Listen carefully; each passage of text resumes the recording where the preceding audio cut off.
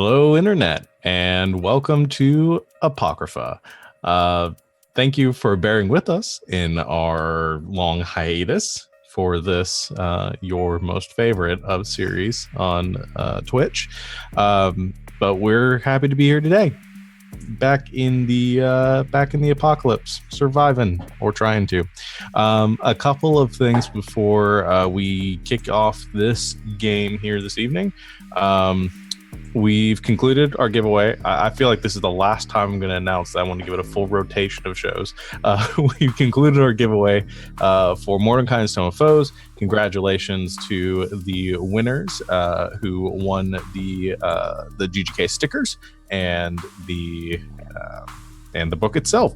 Those will be to you shortly. And thank you everyone else for entering. We'll do more giveaways and other drawings for stuff. Oh, yep, stickers right there. Good example of those. We're going to figure out, we've got a bunch of stickers, and I think we're going to figure out some other ways to get those to all of you who might want some here in the near to not so distant future. So keep an eye out for that. As always, you can catch all of our announcements over on Twitter.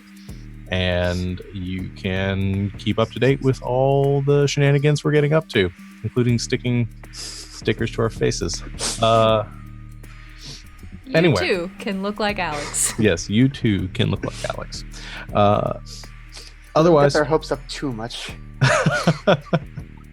But we'll see in the future. We'll probably do some more giveaways here, but I think we're gonna take a little bit of break from that for a while. Well, that was a pretty hectic giveaway we got into. So otherwise, we had our most recent episode of Survivors Complex this past Saturday, as well as our most recent episode of Wild Space. Both of those will be going up on YouTube later this week, in case you missed those. And after today's episode of Apocrypha on Thursday, we will have our next session of Tidefall, continuation of that campaign. Also Dungeons and Dragons, and following up with a reminder that we will not have Survivors Complex this Saturday, but hopefully we'll have some video games and other stuff to take its place. I think that's it for now. As always, like I said before, if you want to, or if you're interested in any other goings on or happenings on our channel, check out our Twitter. It's where we do all of our announcing. I think that's it. So we'll go ahead and do our recap and get ourselves back into the world of Apocrypha. So last time we met, so many weeks ago, your crew had just survived the fallout of the destruction of Solomon's train yard and the death of your fearless leader, Solomon. You had, for the most part, most of you reconvened at the wreckage of the train yard, catching a few familiar faces who had survived and come with you. Cask, Solomon's right-hand lieutenant, Hecuba, and Deet both survived. Birdie's faithful companions, and as well as a smattering of ragtag, nameless NPCs that had survived as well. You decided to seek out some sort of safety, safe haven, returning to the lab where you had discovered some information regarding your dear friend Leopold, who is not with you, as he had been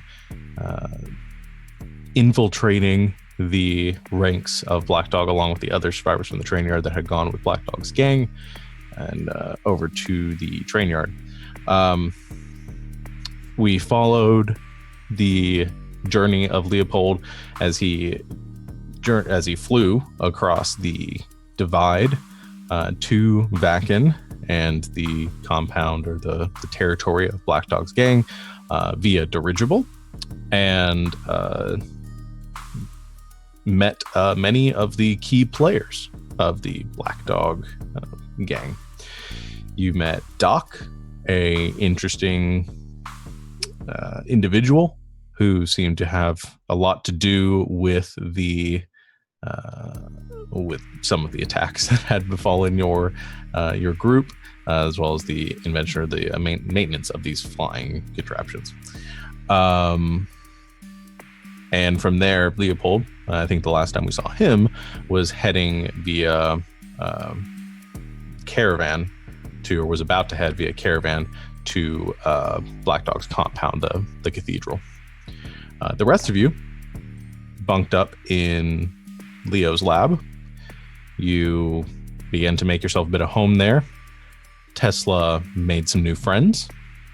The raiders that you had defeated previously, being convinced by you through killing their leader, Bear, to join your ranks and to fight on your behalf for one reason or another, to be revealed by Tesla whenever she wants to do so. And you kind of made your way through the compound, learned a little bit more about Leo, who sadly wasn't there, and Birdie decided to do a bit of science and experiment on synthesizing a cure using the recipes or the formula that were written and researched by Hecuba and Deet. Being the brave soul that you are and the enterprising scientist, you decided to experiment or use the first compound on yourself, and it seemed to work until you died. And you all found Birdie unconscious and still on the ground of the lab, and Hecuba had mysteriously disappeared into the jungles. And as we last left off, or ended our last session, you had been able to revive Birdie using some mechanical know-how from Phoenix, as well as some other science and knowledge held by Deet to revive the dead Birdie. And that's where we pick up. I think I want to start with that continuation of the scene in the lab or the bunker, or whatever you guys want to call it. And I think we come to towards the end of that procedure, where Birdie's been stitched up, her heart's beating, she's breathing again unassisted. Deet is standing there. You've all just been revealed that that Hecuba was probably behind this. And I think right now it is so it's Phoenix, Tesla, Birdie coming to, and a smattering of others, Cask and Garrett and the rest of them kind of mulling about as well. And action. Highlighting stats. Oh, sorry to cut the momentum. It has been so long since I played this game. I forgot about highlighting stats. No, we needed to do that. Let's quick do that. So let's start with we'll start with Leo, since you're there. So everyone here has the highest hex with me. It's a tie between Tesla, Birdie, and Phoenix. Let's do you last then, because let's see who gets to do this least. So let's do Tesla. Leopold. Okay. Tesla gonna go hard. Yeah. All right. Highlights Tesla's hard. I'll highlight your sharp. Yay. Birdie. It's a tie. Tesla and Phoenix. All right. Tesla, Phoenix.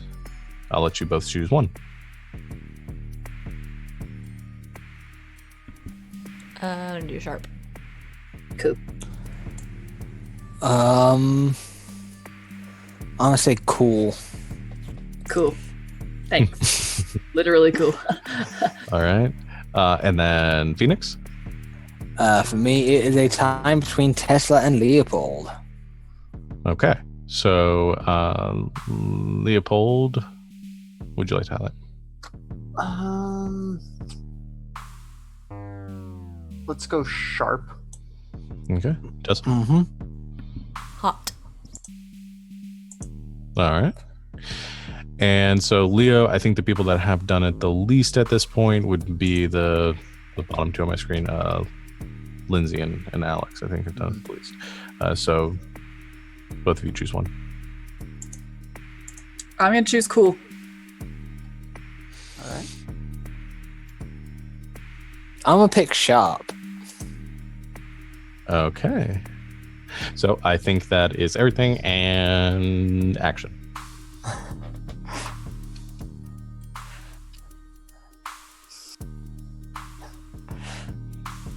That's exactly how she looks, by the way. So cute. I'm just sitting there, not saying anything. Okay. Do you, for the sake of the scene, does it work better if we kind of move to the point where she wakes up? Probably, yeah. Okay. If that's going to move more, if that's going to be more dynamic, then let's just say enough time passes. I think Cask and Garrett and the bikers have gone out into the to scout around and try to locate Hecuba and see if they can find her. So a couple hours pass like that. Yes. I Tesla? did also last time send some of my Yes. gang after her. So I think we're just going to sort of lump everybody in and just say the posse or whatever you guys want to call your new Super gang. your new gang, whatever this alliance. Apocalypse friends. Yeah. So the Apocalypse friends make their way out into the to the underbrush searching for it. No, I don't like that either. We'll go for We'll workshop it. Yeah. So they're all looking for Hecuba right now. And I think a couple hours pass, and eventually I think Cask and your right hand lieutenant, what's the name of the lieutenant for your group, Tesla? I thought it was Stump. Did we? Oh, do you want to not make have him anymore? No, you do. You still Stump. Uh, Stump, but you can choose somebody else if you want. That was just somebody I named. I kind of like Stump. Okay, cool. We'll I make it think we'll Stump. keep him for now. Okay. I'll so probably name more than one lieutenant. I don't think I should have Stump. just one, but Tesla's lieutenant. Okay, so Cask and Stump come back, and Cask sees you. I don't think he says anything. He just walks in, kind of looks down the hallway at you, seeing you sitting in the chair, kind of a straight shot from the infirmary. And as he approaches, just shakes his head. And I think at that time you hear a cough in the bed next to you, and you see Birdie's eyes begin to blink open.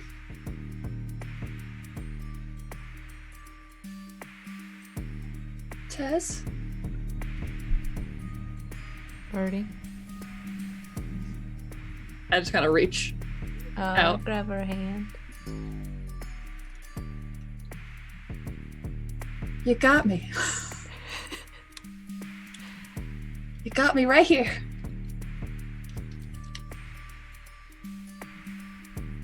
I just like shake my head. Weak smile. Like I'm hilarious. You're funny. How do you feel? Not great, Yeah, I bet. but alive, so that's nice. That was really had nothing to do with me. What even happened? Deed? Deet is also there. She's standing. I think she's actually sitting on one of the counters, or they are sitting on one of the counters, and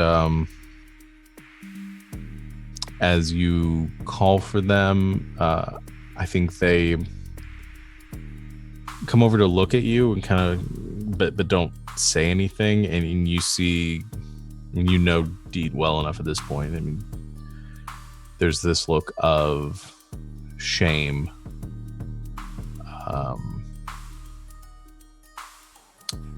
and just sadness. I reach out for them as well. Like, take my hand. They take your hand and they say, I don't know what happened. I'm not sure where. I can't believe she did that. Who? He looks over to you, Tesla, with the look of uncertainty. I just give Dee a nod, like, I'll handle it. Especially if they look like they're about to cry. I'm like, oh. Yeah, I think they do. I think they're not quite at the position where they feel like they can talk about it any more than those few words. Whatever you injected yourself with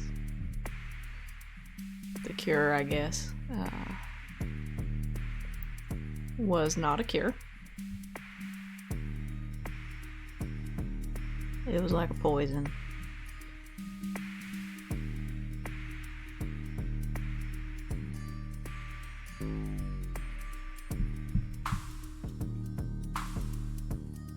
Okay. And it was on purpose.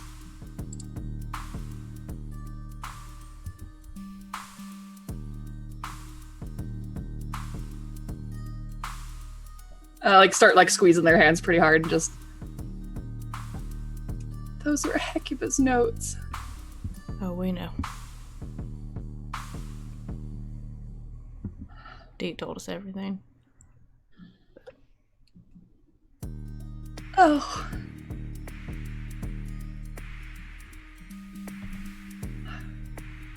And we sent some people out looking for her, but she's long gone.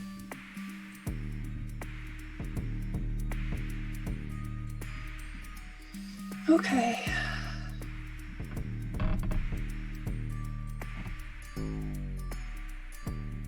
Looks down with difficulty. Surprise!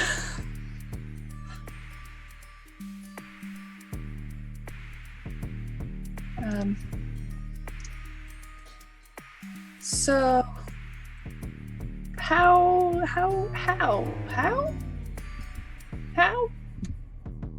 How'd we fix it? Mm-hmm.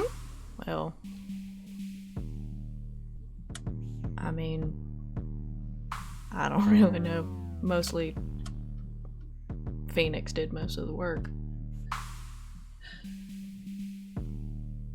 That makes sense. Now, Deet, I kind of grip their hand, kind of as hard as I can again, kind of shake it a little bit. Yeah.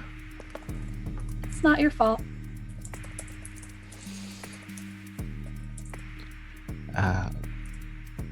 That's kind of you to say. I'm not so sure. I should have known better. How? I should have gone over the notes more thoroughly. I should have. So shouldn't I have? You had a lot going on. D. It's not your fault. And look, you saved me. Yeah, barely. If it hadn't been, well, if you hadn't been you, then I don't know if it would have gone as well. Having Phoenix here, that was convenient. Don't downplay what you did, Deet. You are good at what you do. I don't know how many times I have to say it.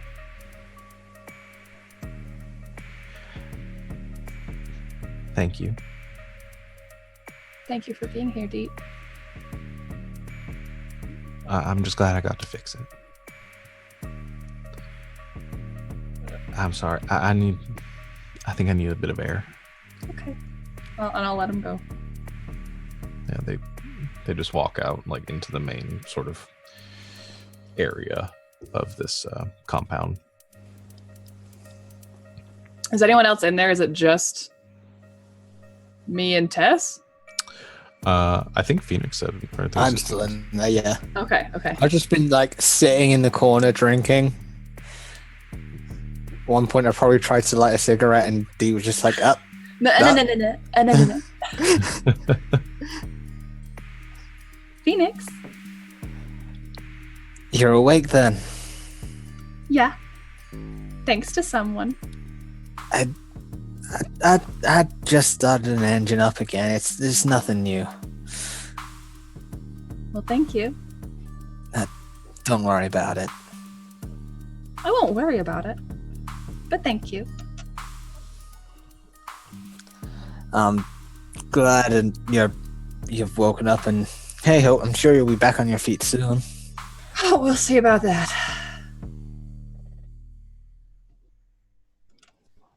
So, I guess I've got a lot of work to do. Now that all my notes are trash. Whew. So much for going to Vakken pretty soon. I'm gonna need to be laid up for a bit. Yeah, we're gonna need a new plan. We're probably gonna need more food soon, and I'm thinking a visit to Ford might just be what we need. Yep. Yeah. Those raiders you brought might know how to get food from around here too.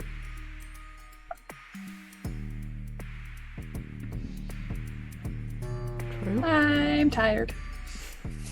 You should go to sleep. Okay. All right. So if that scene sort of closes there, so you guys are heading off. What are the other two you doing? So Phoenix, are you intending to go to Ford's? Well, Tess, I can either go to Ford's. I have a feeling that heck me, I'd head straight to Longmire.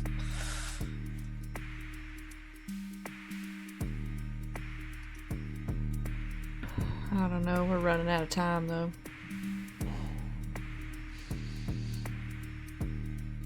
If you want to pull double duty, you can go with Cask in the tank to see Ford. You probably get everything you need there. I can take Mia out. Probably get to Longmire faster than anyone else could. All right. And we'll meet back up, I guess. I'll head back as soon as I know what's going on. As far as I'm aware, I'm more of an allied to dog than anyone else right now, so I should be able to get in and out without a problem. All right. Sounds Just good to me. clasp her on the shoulder quickly. Just say, "Come on, it's cleared one problem up. We can fix the rest of this." Yeah. And then I'll probably head straight to my car and drive off to Longmire. Okay, so you're going by yourself to Longmire? Yeah, I've got my gun. I'll go on my own. Okay, so we got you going Longmire, and then Tesla, you're heading with Cask to Ford's? Yeah. Okay. I'm also going to take a couple of my gang members with me because they're scary. Sure. Okay, so you're going well accompanied. All right, so we will play out those scenes in a little bit. So let's get over to let's get to Leo. So there's one thing I forget before you leave. So we're gonna cut back just a smidgen to right before you leave the hangar. I think Elijah gathers you and all of the other newcomers and motions you towards, you're walking across the tarmac, and there's a line of these like black SUVs and other vehicles ready to transport you. And you also see coming along out from the hangar that you just left, one of the garage doors swings open, and there's like a small vehicle, sort of like a tanker car, or I'd say it's actually probably closer to like a golf cart, with pulling a wagon that's got some sort of big barrels on the back. And you see Doc is driving it and comes driving, pulling up, kind of intercepting between your group and the SUVs, and you see Elijah approach, kind of talks to Doc a bit as you guys are all walking up and gathering around. And Elijah turns back to the group and says, all right, so before we get you going, I don't mean to alarm anyone, but you've all been, I don't know if anyone would have told you this yet, but you've all been exposed to something now. And everybody sort of begins to panic and like look at each other and like unsure of what he's saying. And Elijah says, oh, calm down. It's all right. I mean, unfortunately, it's pretty common right now. There's some disease going around, some infection that's been spreading. You've probably seen it popping up here and there, dealing it with your own way. I'm sure Solomon had his own methods of dealing with people with this affliction. But we have our own a little more sophisticated way of handling these things. More sophisticated than throwing people off cliffs or shooting them in the head. So if you don't mind, just come up here and line up. Doc has a little bit of a concoction he's put together and should fix y'all right up. And you see Doc takes the big sort of containers in the back,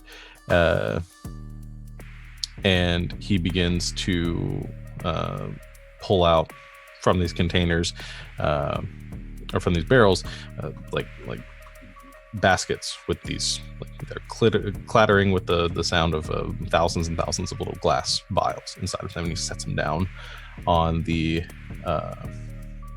tarmac and begins to pull out glass vials and some device that looks like a pistol almost, but it's got a little insertion on the top, and he clicks it in. You hear this kind of rushing in it. Essentially, it's like a what am I trying to say? Syringe? Yeah, it's one of the syringe guns. I'm trying to remember the actual term for it, but anyway, it's the thing that they do in the movies. But yeah, so he's got one of those, and he's putting the cure in it, and he goes up to one of the people with you, the other. I'd say actually probably Kit goes up first, since he's sort of the leader. Wants to show that everything's all right, and Kit holds out a hand. Jet injector. Okay, yeah, I like that. So takes it, shoves it on the hand, and or shoves it on his forearm. You hear the rushing of the air compressor, and the fluid is injected, and Kit sort of flinches a bit, shakes his arm, and Elijah says, "See, not so bad. All right." Doc here is a pretty gentle touch, so he's gonna take care of the rest of you, and one by one, after you've been inoculated, make your way over to the caravan, and we'll get going here shortly. We're doing this now, so you don't risk. We don't want to risk infecting anyone else or spreading this any further. All of us are going to be inoculated, and then we'll make our way over. So he goes through and inoculates everyone, eventually coming up to you, Leo, as you come up in line. Do I get the sense that this is actually the cure? Because I remember him saying something about needing to go to Black Dog for salvation, and we ain't met Black Dog yet. Yeah. Why don't you make a read a person? Yeah.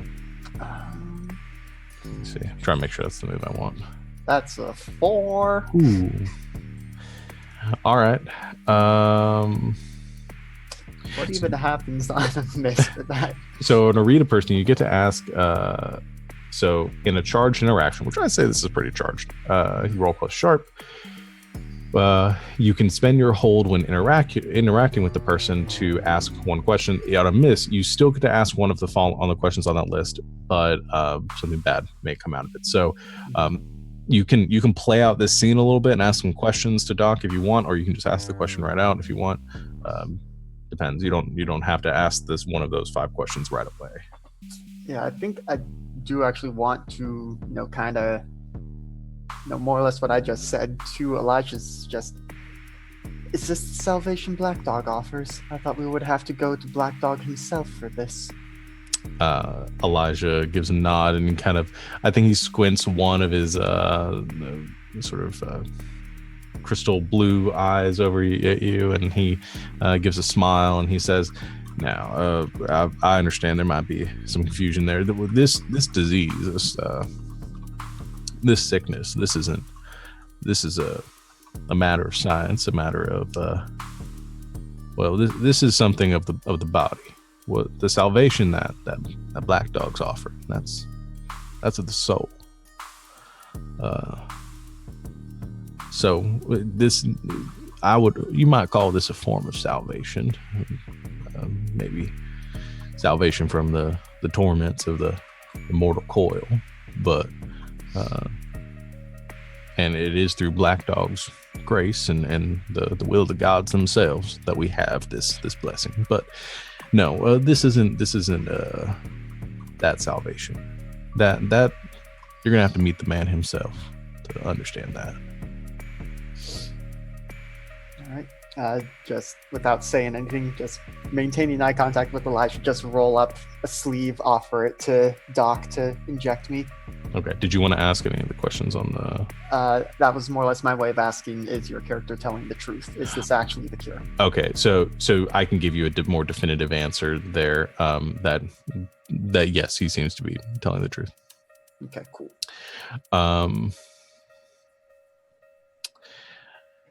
And I think I'm trying to say how it plays out with the prepare for the worst there. What bad might come out of that situation? I mean, I called him out in front of everyone. Yeah, actually, here's what I'm thinking. I think Elijah stays pretty close to you from this point forward. I think you've drawn a little bit of attention to yourself, especially from your actions from before, and I think he's taken a keen eye towards you. Now, I think Doc, you see sort of over Elijah's shoulder, just sort of rolling his eyes at that whole spiel, and he moves past Elijah, and as you roll up your shoulder, he takes the injector and he injects the serum and just gives you a look and just shakes his head. He says, you hear him whisper, he says, damn zealot, and he turns back towards the cart.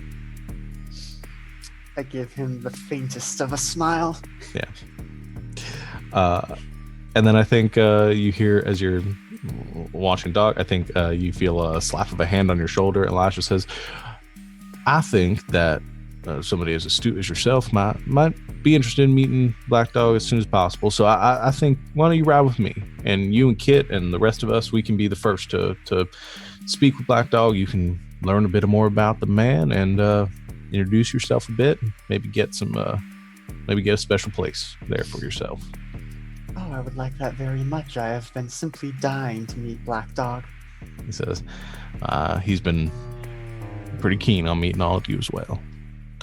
And with that, he ushers you towards the car, and you get in the back seat with Kit.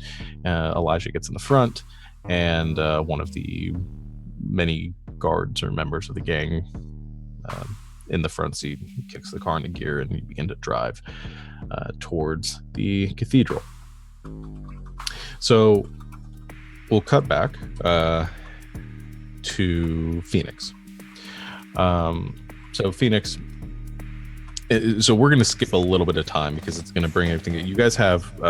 By the way, I think I said about a little bit over a week until the divide closes, and it gives you that golden window to cross the gap.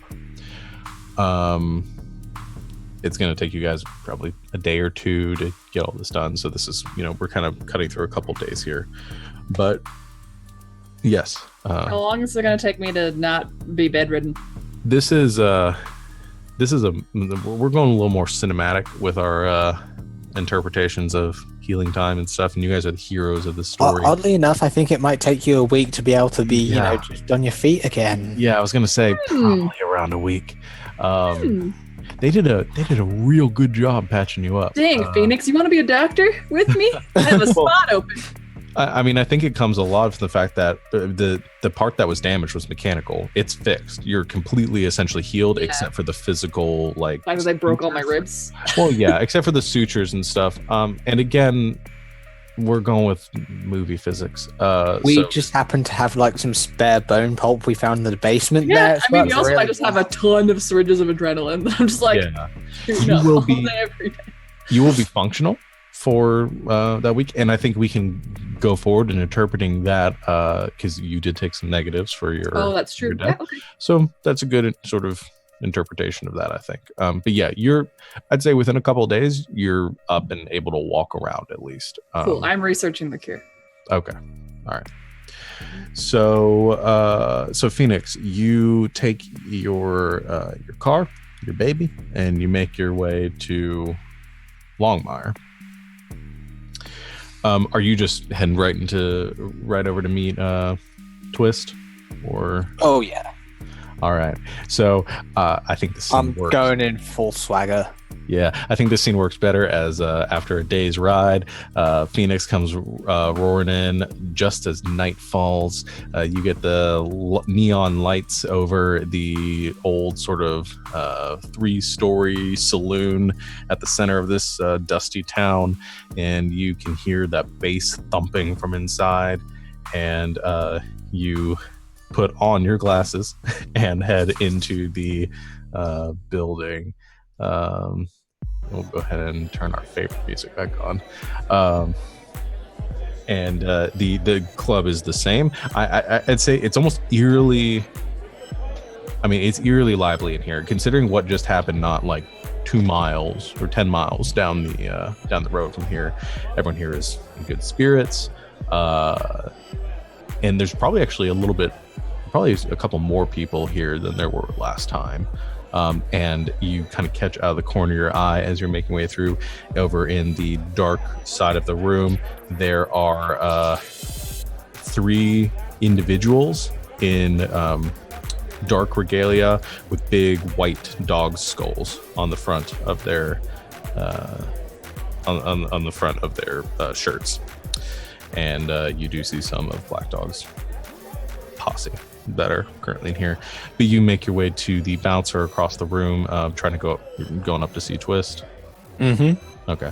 I think they recognize you, given your entry here last time and your means of doing so. So I think they let you right upstairs. I don't think there's any reason they would stop you.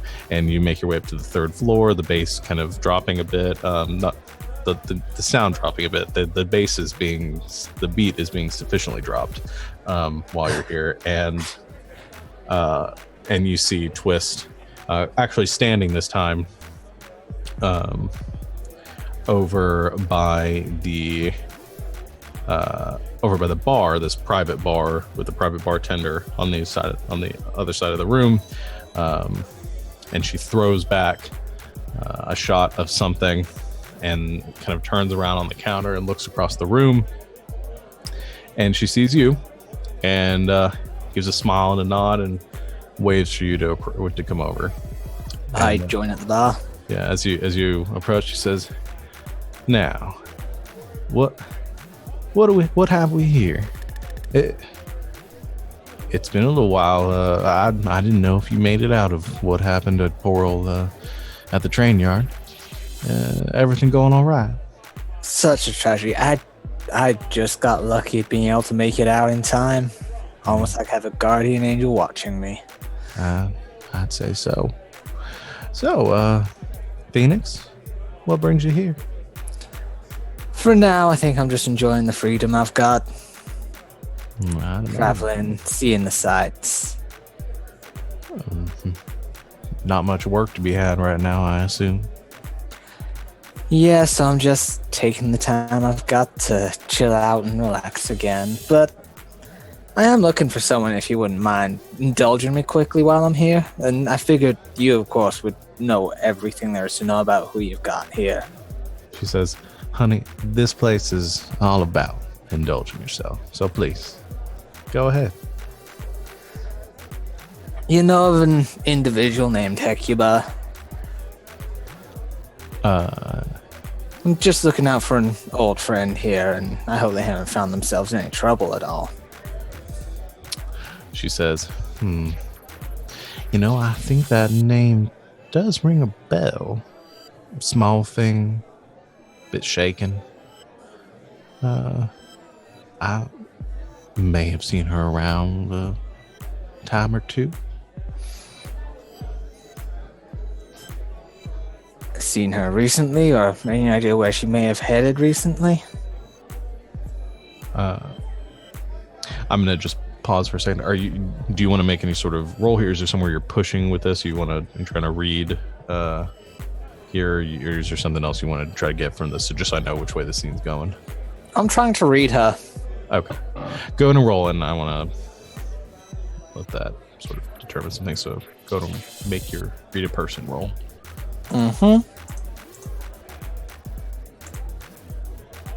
10. Ooh, buddy. Okay. So you asked if she's seen her recently, and you can ask any of those. You can ask 3 of those questions anytime during this conversation to me. Just let me find the questions. Yeah. She says, you know, a lot of faces come through here. I can't say for certain. If I remember right, she was a pretty girl. We have a lot of pretty girls around here. I'm sure this one may have stuck out a bit. You said she was shaken. I think she may have been a bit more worked up than usual. Heard there's something that may have gone down south. As far as I know, all that's down south are a bunch of raiders and monsters. What I hear. So I don't know what she'd be doing down there. That sentence, is your character telling the truth? No, she's definitely not telling the truth. Twist, I know you. And you've got a reputation. You know everything that's going on here with everyone. You wouldn't have it any other way.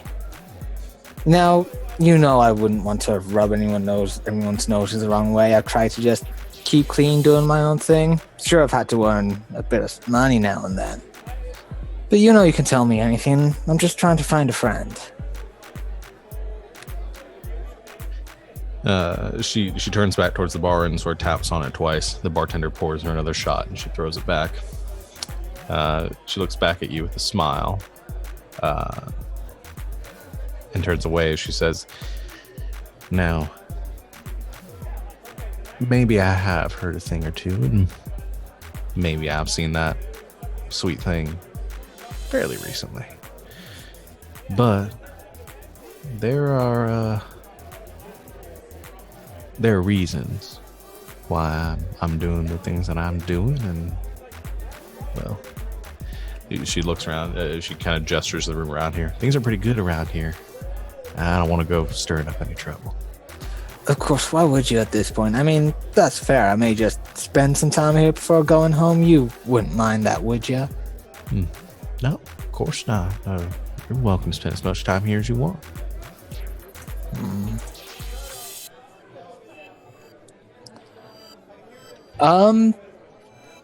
Next thing is, what's your character really feeling?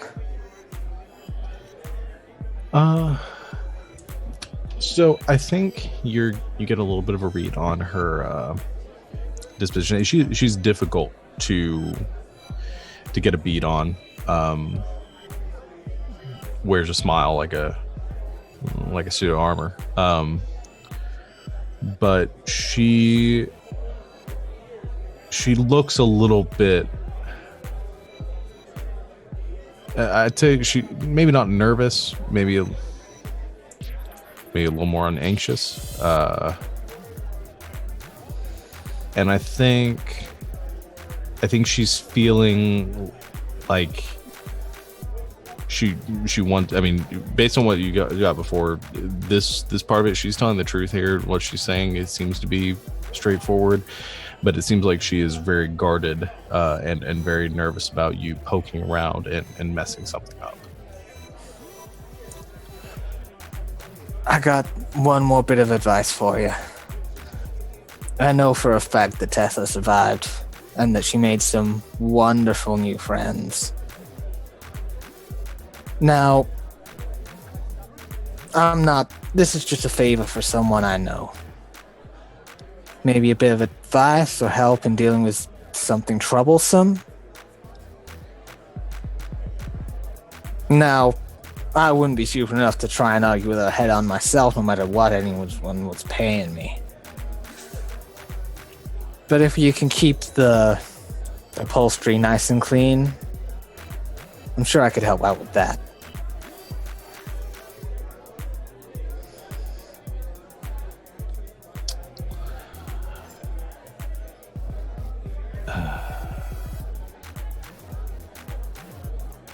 You have a third question you want to ask? Yeah.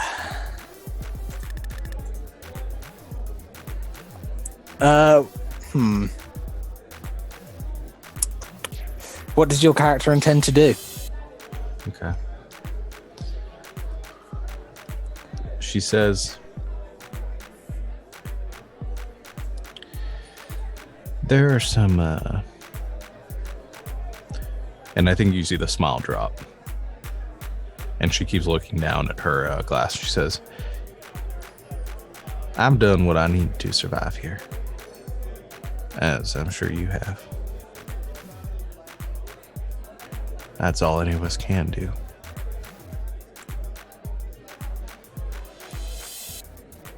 I never wanted what happened over at the train yard to happen.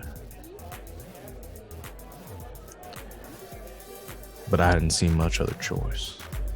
Now, what's done is done, and I'll lie in that bed that I made. Doesn't mean I want to wallow in it. So, I'll say this. I've got a cozy new partner right now. But honestly, I've never been much of a dog person. So I'll tell you this. That sweet little thing you're looking for, I know where she is. Very close. You can certainly... Well, I'll point you in the direction and you can see what you want to do from there. I'll turn a blind eye and maybe send my men out to get some supplies. This sounds like a good plan to me. I mean, come on, nothing's gonna go wrong tonight. It's so good for the party. Yeah, well, you say that. My men aren't the only one that are here. So Saw the eyes. They'll probably follow me. I can keep them close if you want. yeah, I don't know if they'll follow you. I think they're pretty trusting of you right now, but they are watching her pretty close. So out back, a few blocks down, there's a small building. That's where she's held up. Probably 2 or 3 guys there as well. I hope you're as good with a gun as you are with a car. I got one just in case, but come on, you've heard my words in your ear. You know what they can do. All right. You best be going now before they think anything otherwise. But I appreciate the help in ridding me of my pest problem. As far as Tesla, well, like I said, I suppose my judgment is coming one way or another. Doing the right thing now will keep you in the clear. Trust me on this. I hope so. Nice catching up, Twist. Glad I got to see you again. Could be going anywhere. Good seeing you too, Phoenix.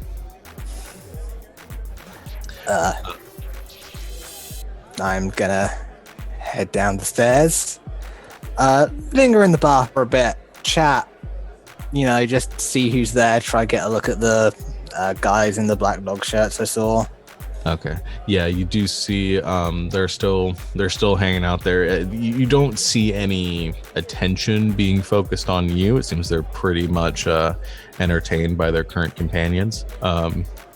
And they seem to be just having a good old time in the bar. So as far as you know, they don't seem to notice you, or nobody seems to be following you.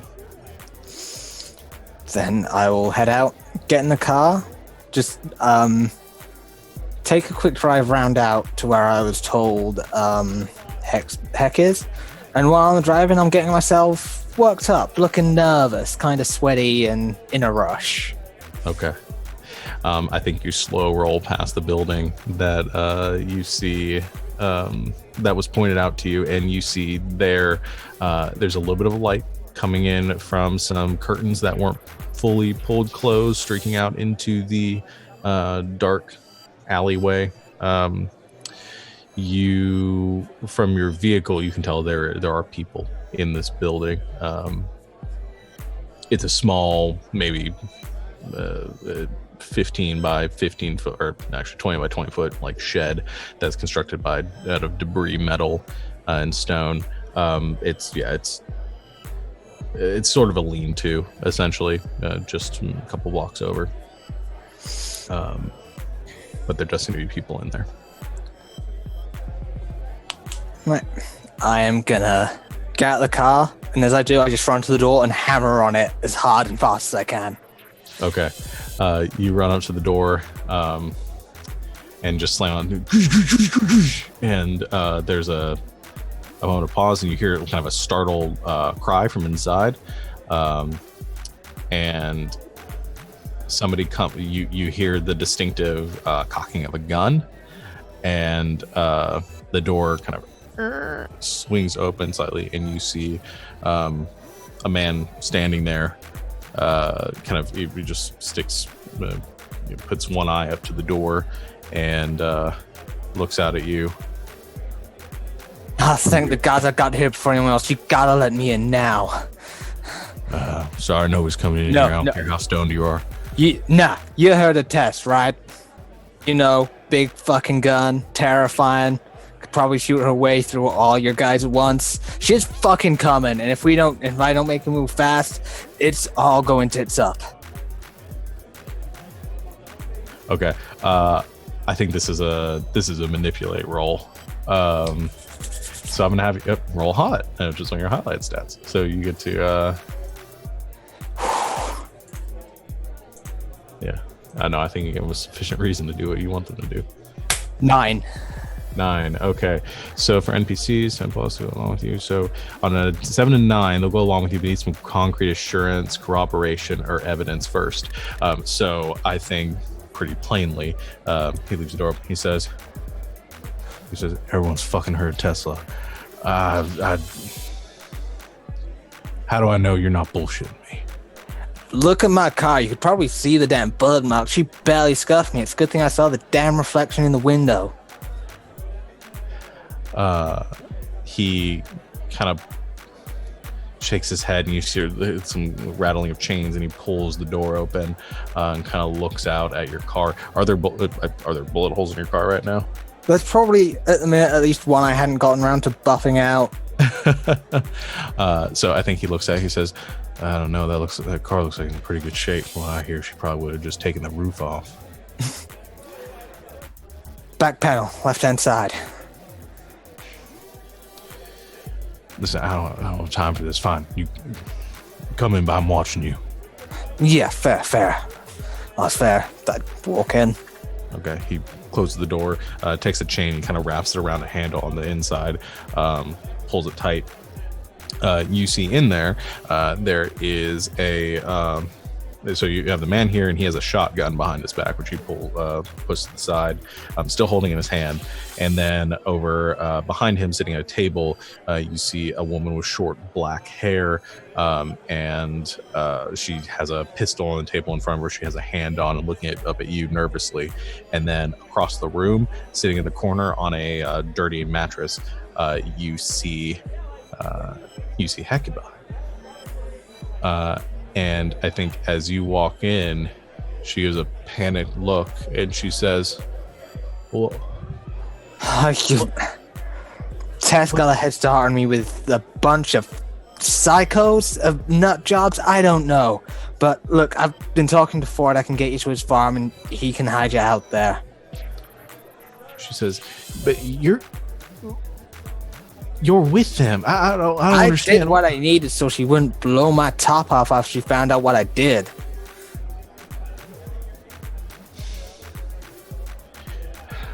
She looks around to the other two, and the other two sort of shrug. And the man, the one at the table, she says, I heard you right. You said Tesla Tacoma's out for us.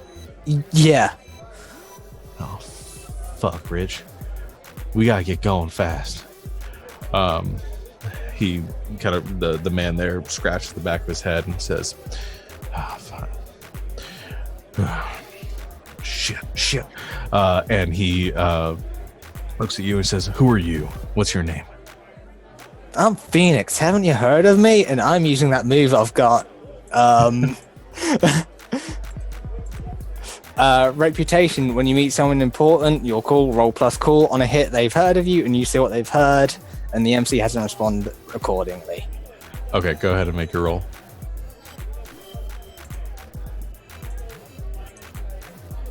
Holy shit. He's like, you're Phoenix. That's the me. Phoenix. Oh, Yeah. do we have a chance? All right. Okay. Come on, I literally just dodged a bullet getting here. All right. Well, here's what we do. Darna, you take the girl.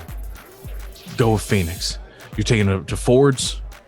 I've got an arrangement with Ford. I'm doing another delivery for him soon. We'll go out with that. It's the quickest way to go. All right, sounds good. We have a spot not too far from Ford's to the east. Get there first. Stock up. Hold down. 3 of you go. I'll catch up. Let's see if I'll grab a few others here. See if we can at least slow her down. Maybe we get the drop on her. Maybe we take her out. So, all right, sounds good. 3 of you go. I'll catch up. All right. Darna stands over the table, takes the gun, tucks it down the back of her pants, snaps over at Hecuba, who begins to stand up and grab her things too. And the two of them begin making their way out of the hut, and Hecuba looks up at you and is just sort of, thanks. And don't worry about it. You've patched me up a couple of times. All right. And the two of them load in your car. I think Hecuba gets in the back, and Darna gets in the front with you, kind of rolls down the window and has the gun just kind of up against the side of the car. Her hand is hanging out the right side. And you see Rich kind of wave you on, just says, go, go, go. And your car goes peeling out. Punch it. All right. So you go peeling out into the darkness. I think we'll pick up with that scene in a little bit. Let's go ahead. That was wild. Okay, I'm excited to see what that goes. So let's go over to Tesla. So Tesla, you get to Ford's before Phoenix is a Longmont. Let me move over to my Ford's farm music. So Ford's having a rave. Yeah, the farm is a bit closer, so I'd say it's mid to late afternoon when you approach, and you've got the big tank. Cask is currently driving. It's roaring across the hillsides, and then you bust out into the plains, and you see the facility of Ford's farm, the big silos, the water treatment plant, converted water treatment plant there, and as you're roaring up. Over the engine, Cask looks to you and says, all right, so what's the plan once we get there? Honestly, I haven't thought about it. Oh, well, okay then. So are we just are we doing this at gunpoint? Are we busting down the gates, or are we trying to do the civil act? No, I think we roll up friendly. We see what's what. What would Leopold do? I don't know, man. I think we try to get a handle on the situation, see what's going on, see where Ford stands and what they know. All right. And All we'll right. go from there. Fair enough. Your boys know to holster their weapons. Yeah. They're not happy about it, but they'll be alright. All right. Well, hope they have some sort of trigger discipline, because last thing I want is a bullet going off and this whole thing turned into a bloodbath. Most of them have like spears and stuff, so Still. they move So- on my word. Okay. All right. I trust you then. And I think at that point, as you end that conversation, the car is coming to a stop as you make your way towards the gates of Ford's farm. And it's there you see... pulling up my sheet here, remembering NPCs. You see Oswald and Semmeline currently at the gates, tending to the perimeter, and Semmeline waves down as you approach, and they both have guns at the ready. And do you get out of the car? Yes. Okay. You hop out, and I think Semmeline sort of trains her gun on you as you step out, and you can see her shaking, and Oswald sort of ducking behind his not even pointing the gun at you, shaking to and looking over to her nervously, and you just briefly hear it's like, "It's just a fucking Tacoma." And he's looking like he's about to shit his pants as you come walking up.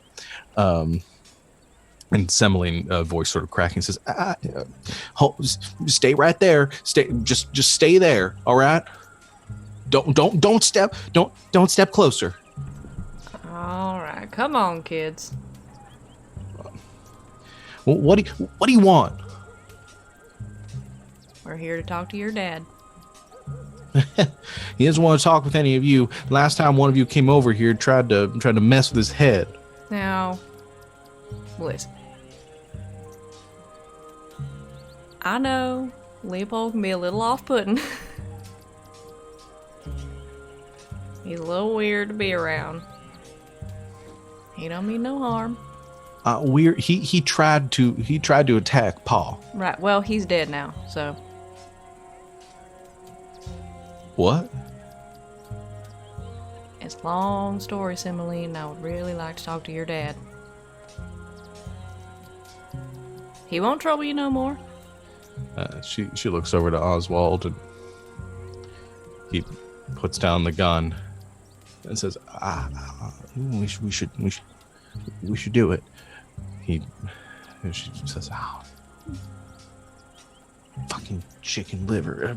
She goes back over to goes down the ladder of the gate and begins to pull on some chains, and Oswald does it too, and the gates slide open, not fully, but enough that you could walk through. And she yells from the other side of the gate. She says, "You can come in if you want, but that whatever that is isn't coming in here." The car? Yeah, All right. you can call it that. Come on, boys.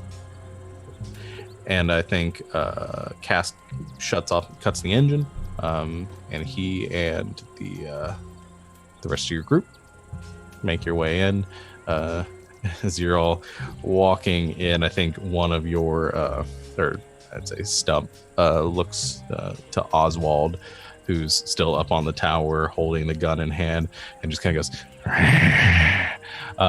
just growls up at him, these nasty broken teeth glinting in the light, and Oswald just kind of lets out a shriek and just ducks into the guard tower. And Stump just kind of looks to you. "Oh, sorry, boss." I try really hard not to laugh. And Semmeline is leading you to the main storage area, storage facility, and you hear the bison inside droning. Can't quite come up with a mooing, cawing. I don't know what bison do. I like also- cawing. Cawing. Personally. Chirping, the gentle chirping of bison. Flapping their wings. Yeah. Their little buffalo wings. Yeah. All right. So as you approach, Semmeline kind of waves you off and says, "No, just stay here for a second. Let me go get him, and so you don't give him a fucking heart attack, okay?" And she heads inside. And a couple minutes pass. She comes back out. A few of the bigger farmhands come out too, holding their cute little pitchforks and other farming implements. And one of them's holding a pipe. And behind them, Ford, another crotchety old man, steps out, leaning on his cane, wincing with each step.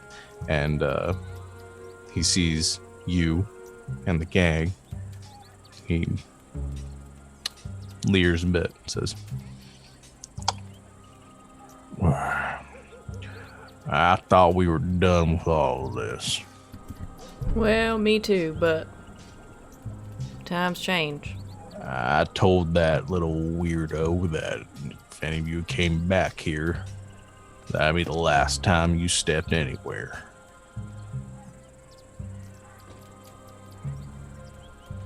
I just like stand there like I'm waiting for someone to do something. He says, "I can tell my boys right now to kick your asses all the way back out the gate." And I think as he says that, the men with the farmhands kind of look to him like, "The fuck are you doing?" But he's too old and is not intimidated at all by you. And just seems to believe his own threat. And so he says, "My daughter seems to think that maybe we should talk. Something's gone down at the train yard. Solomon looking to make an apology." What do you know about what went down at the train yard? I don't know anything. I saw some cars make their way north. Heard, well, my daughter says she heard some commotion come from that direction. But otherwise, I ain't got the faintest. I assume that Black Dog and his affiliates had some words to say. They had some words. There was some commotion. Semmeline heard right. So Saul wants his due now. Wants us to patch things up so he doesn't have to starve out there with all of his family. Solomon's not in charge anymore. What, the old man found beat it? Black Dog attacked us.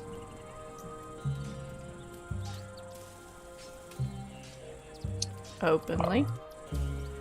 Without provocation. And I'd be a little concerned he was coming for you next, considering he's got some weirdo of his own.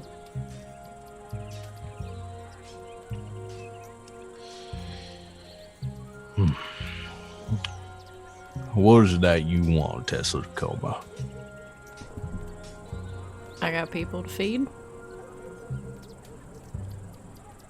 I want you to supply us.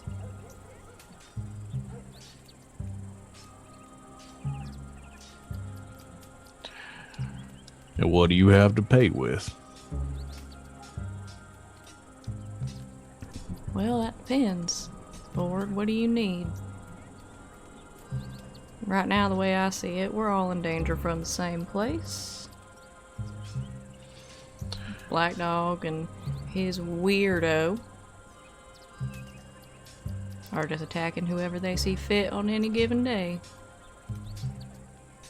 I imagine they'd be less inclined to attack us if we were at least working together, or if somebody like me was protecting you. Yeah, protection is all we ever wanted out of this deal. Supplies were good. We need metal and equipment to maintain the farm, so my boys can continue to do so once I finally make my way off this godforsaken earth. But protection's all we really wanted. And that was the arrangement I had with Saul initially. Well, lucky for you, Ford. It's always the thing I've been best at. Well, you're meaning to say that you can protect us from Black Dog and his wrath? In a sense, yeah.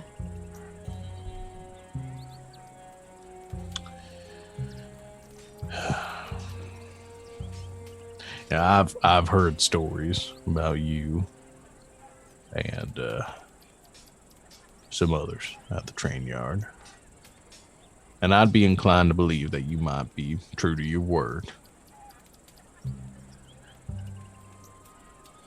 But we're going to need some assurances.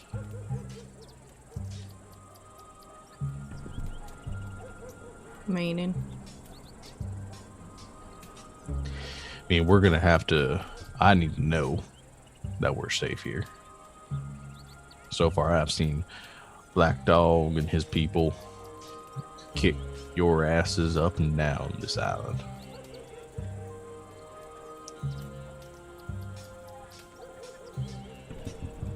I'm still here. That you are. So as I said, I'm inclined to believe it, but we'll give you enough supplies to get through we'll give you enough supplies to keep you and your people fed for a week or two. But this is not the beginning of a new arrangement.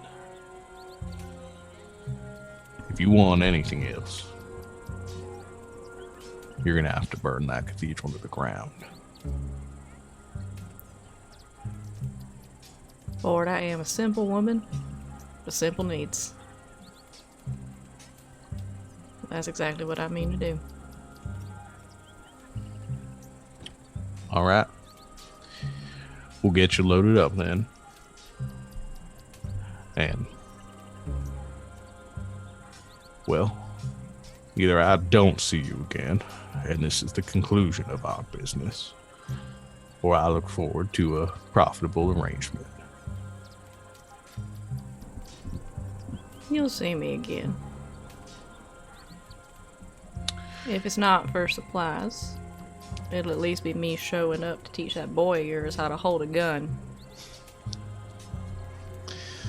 He spits on the ground, looks back to Oswald. Oswald's still over there shaking, kind of ducks behind one of the bigger farmhands. And Ford just shakes his hand. Says, chicken shit. Fine. Deal's a deal. We'll get you set up. So, they begin to load up the car. So I think that's going to take a few hours. I want to cycle around. So you did. So before we get back to Phoenix, Birdie, is there anything you want to do while you're? I would like to synthesize a cure, my good dude. Okay, so you want to get working on that. I think we'll just play out a scene with you and Deed then. I think Deed comes back in. We'll say this is about a day later. Am I like in a wheelchair, like wheeling around my desk, like in my crutches? Yeah, I think you can, with a little bit of assistance and some crutches, or maybe you're just sitting at a chair. You're able to make your way around. I think Deed is helping you, and you're poring over the notes that Hecuba put together. And Deed just says, kind of breaks the silence and says,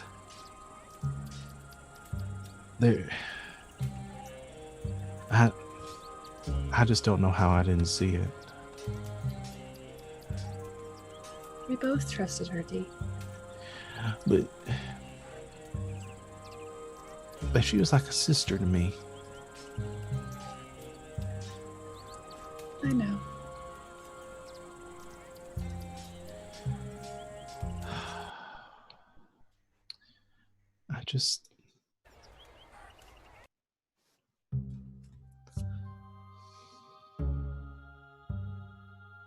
I just feel like I don't know. I feel like the world's been pulled out from underneath me, and I'm not sure. I'm not sure which way to go. I know.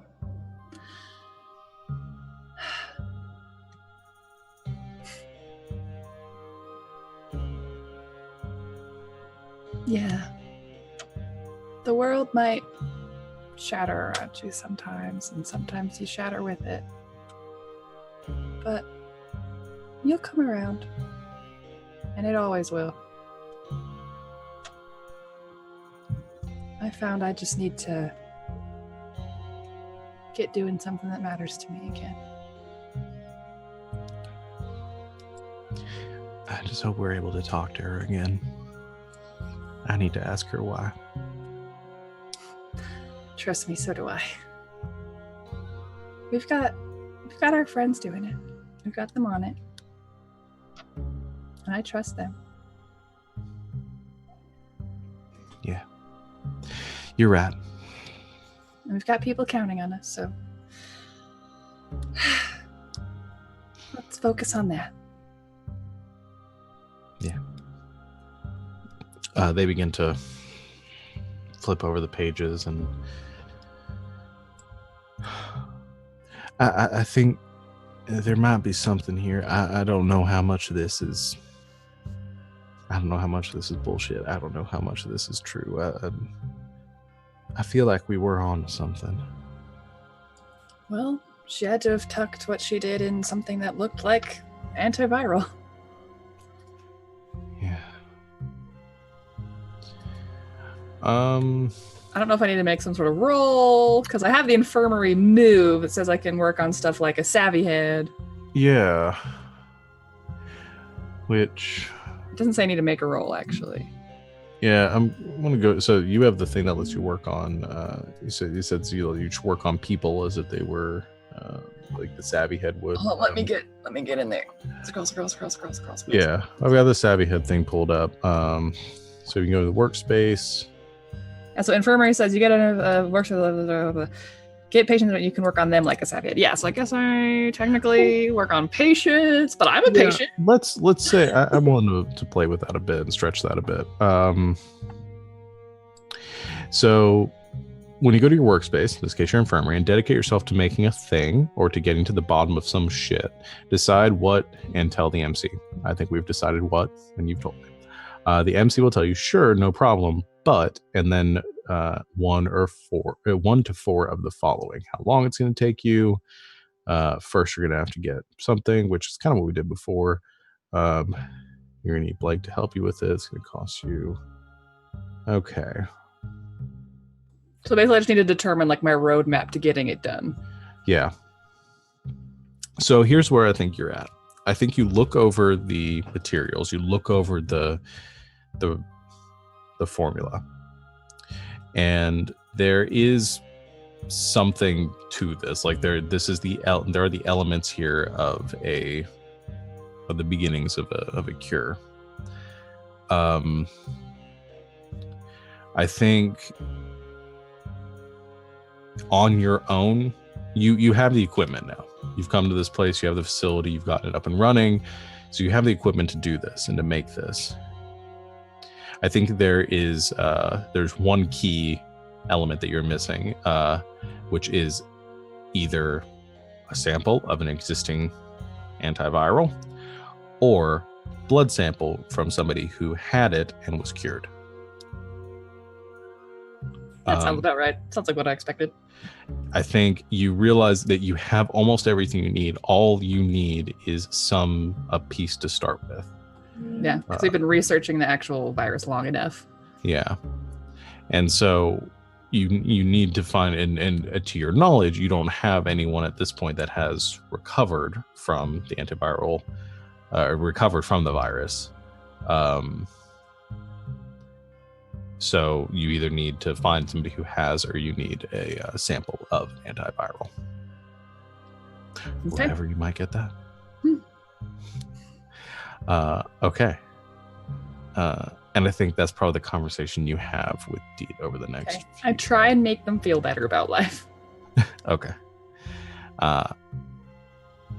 Yeah, I think you do that. I mean, you take. Because I mean, from where I came from, it was pretty awesome.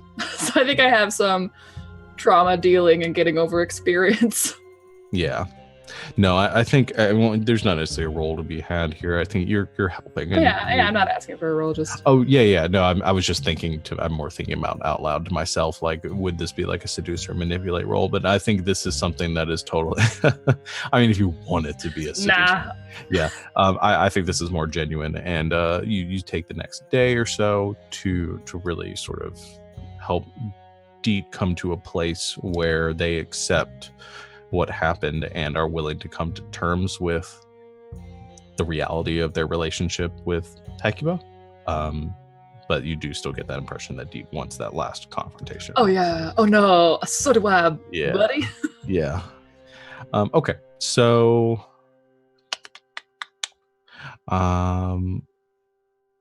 it's 9:23. So I don't want to push another scene and then go too far past our break. So here's what I want to do here. We'll go ahead and take a break for now. And then what we will do is come back and finish up these little threads that we've got going on here. Sound good? All right. So let's take a quick 10-minute break. And we will be right back. Don't go anywhere, internet. Welcome back, everyone. Thank you for bearing with us. We took a very reasonably length break. Yay. Go us. So thank you all for tuning in. We'll get started with the second half of our session here in a second. Just want to quickly remind, so like I said before, we have some shows in case you missed it over the last week. We had our last session of Survivors Complex and Wild Space that will be going up this Wednesday in case you missed it. We also have Tidefall on Thursday at 7 o'clock Eastern time. So tune in for that. And just a reminder, once again, we will not have Survivors Complex this Saturday, sadly. But we will fill that spot with lots and lots of video games. So let's go ahead and get back into it. So I want to start with Leo.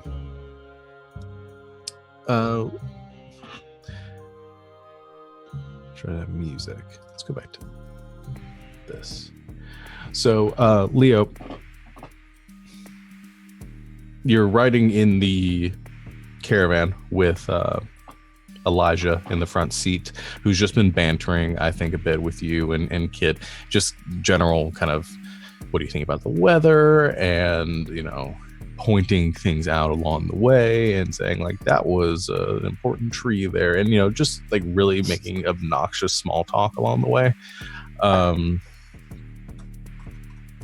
And then I think eventually the caravan crests a hill, and you catch your first glimpse of the cathedral. And I think this is the first time you're seeing it, right? Were you there for the raid before, or were? I don't think I was there. It's I guess I'll make it your choice. Do you think this is the first time you, Leos, would see the cathedral? Actually, I think I lose track of what became canon and what didn't, but I think at some point we said that maybe Leopold went to scout things out for the group before the others went in on the raid. Okay. So maybe you have seen it before. Mm-hmm. Okay. So you haven't seen it some time, probably since the raid itself. And so now you're seeing the newly fortified cathedral. So for the most part, the central structure, this large gray stone building that stands in the center of this courtyard is mostly intact. So again, picturing it I think we described once before. It is a massive sized grayish white stone structure, very old. The bulk of the building is collapsed, and it just has this one kind of central structure of what remains. And then in front of it, so you have the building itself, and then there's this like semicircle, or the circle that forms in front of it, of broken pillars and stone that has formed a wall surrounding this courtyard here. And what you see is it's mostly the same, except you see a lot more fortification. You see much of the stonework has been replaced with metalwork, sheet metal, that now stands a more sturdy and solid exterior. You see a gate as you approach that is newly fortified as well. The whole structure looks like it has been overhauled since the attack. And you do catch, as you approach, the dozen or so guards that are walking the perimeter. You see turrets mounted on the above the gates, one on each side, and as the trucks approach, the gates shift and begin to open enough for the caravan to pass into the complex. And I think actually, probably as you're approaching, you notice Elijah pull out a radio, click it and mutter into it a bit, click it again, and then you hear some muffled garbling affirmative from the other side before the gates begin to open. And as they open, you enter this courtyard. Strewn about are the dozens and dozens and dozens of buildings that have been the lean-tos and shacks that have been formed here to form this community that lives within this this courtyard, with the fountain at the center, the remains of a fountain at the center, now sort of a pool of well water for the people, or rainwater. The caravan circles and then comes to a stop near the entrance, and the doors pop open and everybody's sort of ushered out. You see the 100 or so denizens of the compound peeking out, congregating and meeting to look around, and Elijah beckons you all forward and gives a warm smile, sitting very close to you and Kit, and says, kind of gesturing around to this beautiful and ancient looking structures around you, the statues of saints and angels looking down from the ramparts above, and says, "Welcome everyone to the cathedral and to your new home. Couple of things before we get started. Giving you all what you need and getting you set up. We got plenty of space for all of you, so just hang tight for a minute. We're gonna get all that together and get you nice and comfortable, and get you some things to do and get you busy, so that we can all get to know you a bit. If you need anything, you come to me. But anyone around here is willing to help you out as well." He says, "But before we all get started and all that, you're probably going to want to meet the man himself. So follow me. I'm gonna take you on back. You're gonna get to see our little slice of paradise here in its entirety, and we'll introduce you to the big man too." And he begins to lead you through, and people come smiling and kind of approaching those of you on the perimeter and saying welcome, some offering food, bottles of water, pretty much being hospitable. And I think Elijah is, again, staying very close to you and Kit being the sort of representative of your group, and gives a smile and says, "Now the two of you are going to have you, Kit, specifically, you're going to have a big role in all this. Where I still want you to keep that liaison role that you've been having, and I think Black Dog is going to want to is going to want to build up that relationship, because we all understand there's going to be a bit of distrust initially. Kit gives a smile and says, I understand that, and I'll do what I can, I guess. And so you lead up the steps and into the open stone archway that leads into this community center that this once proud and massive structure has now been repurposed to the marble floors, now with plants and small trees growing up through the ceiling, mostly open.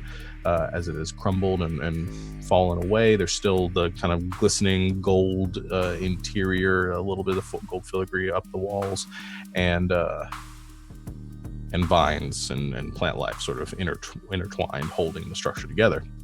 And as you make your way into this central bazaar, there is a crowd of people here as well, and Elijah sort of calls out and says, everyone here, just if you don't mind, make some room. We got some new people here, and I'm sure they want their space. And he turns back to you and says, I'm gonna go get John, and well, we're gonna introduce him to all of you. And so he leaves you all and heads down a hallway and further into the building, out of sight. I think Kit turns to you and says, this is weird. Indeed. I don't know what to do here. Are we just supposed to rebuild? And I think we have to play it by ear for now. all right. The Tesla and the others were not present when things went down. We have to assume they are, if they are still alive, that they are mounting some sort of rescue or retaliation. At the very least, in the worst case, we want the people to be safe, and I will do what I can to make things right. But until then, we don't want to rock the boat too much. Yeah, if Tesla and the others aren't coming, best we find some shelters away from the walls a bit. All right. I still feel like you should be the one that's leading all this, but I understand why you don't want to draw attention to yourself. Well, I may have screwed the pooch, as it were, on that one, but we'll see. I have always been one to make the most of every opportunity given to me. All right. Well, I guess until then, and he sort of gets cut off as you hear a voice echo in from the other end of the room, and you hear and you all turn and you see somebody entering alongside Elijah. A tall figure, broad-shouldered, lean, muscular, as he is wearing just sort of a simple linen shirt. I think the audience and all of us at this point have seen John, or Black Dog, and that is who you see walking in alongside Elijah, though different than before. The man, as he stood before, young, his age slightly, lines on the side of his face and some scarring as well. You see a burn scar that runs just beneath his chin, down his neck. You see that his right arm gives off a glint of metal. As his, it appears that, as far as you can tell, at least from like mid bicep down, which is exposed under his shirt, you see a metal and flesh arm. This construct, not unlike your own, or Tesla's ear, or other prosthetics that you have seen, but he has apparently at some point lost his arm. And replaced it. You see again the massive scarring across his face, and specifically the scarring concentrated around his eyes, which appear snowblind. And he walks with the bearing of somebody who is fully aware of his surroundings, but appears unseen, and his eyes remain transfixed, just directly in front of him. And he smile crosses his face, and he says, "Welcome, all of you. Welcome." Well, I should start with the beginning. My name is John. Black Dog is, I'm sure, how all of you have been referred to me, and how my brothers and sisters have spoken of me. But please feel free, call me whatever you wish, but I'm, I guess, the leader around here. And he approaches and gets within sort of arm's reach of your group and stands there smiling, looking for the most part down at all of you, given how tall he is, and says, "I am so happy to have all of you here. It's been a trying few years for us, and we so rarely have had, well, newcomers. There's been so much loss that we've had very little to gain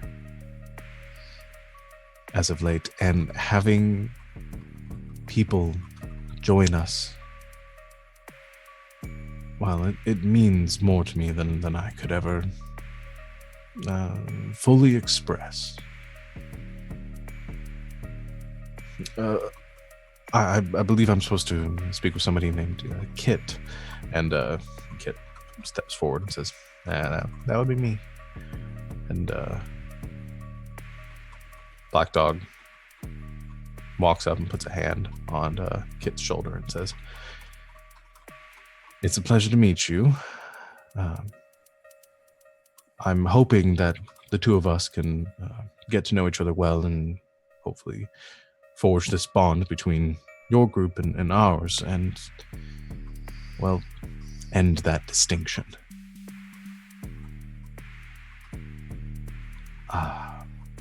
I believe I'm getting too far ahead of myself here.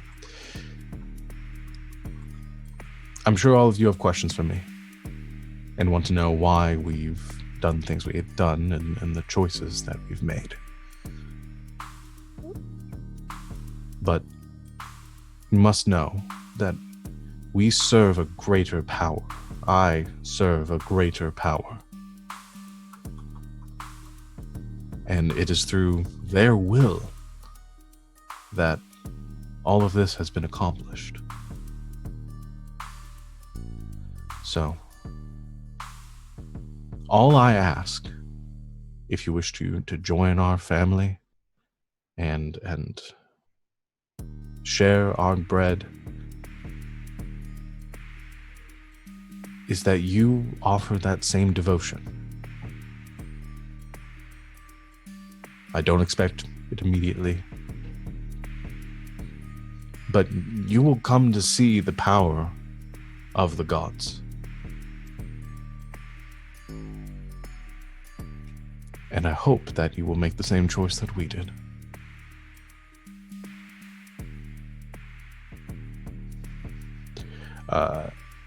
And everyone kind of shifts awkwardly, and Kit says, That's mighty nice of you, and considerate, given our think everyone here has their own beliefs and predilections, and so John, I'm happy to know you and that you're giving us that courtesy. I think mostly we're all just concerned about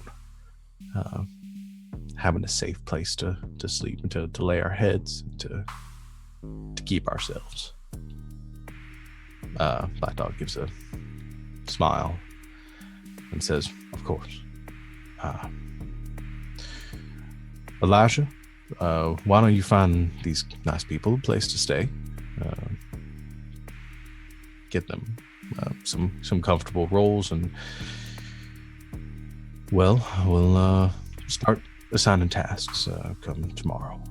Give you the day to catch your breath a bit." Elijah smiles and says, "Certainly, I'll do that right away," and begins to usher a few of them out, until it's just kind of Kit and you standing there. And maybe as you begin to go, I think John looks at, or doesn't look at, but kind of turns towards you and says, "And what's your name?" There are those. Most of the people from the train yard call me Leo. Leo. It's a strong name. Well, Leo, you're as welcome here as any. I've heard from Elijah that you've been curious as to things and some of the goings on around here, and that you might have some questions for me.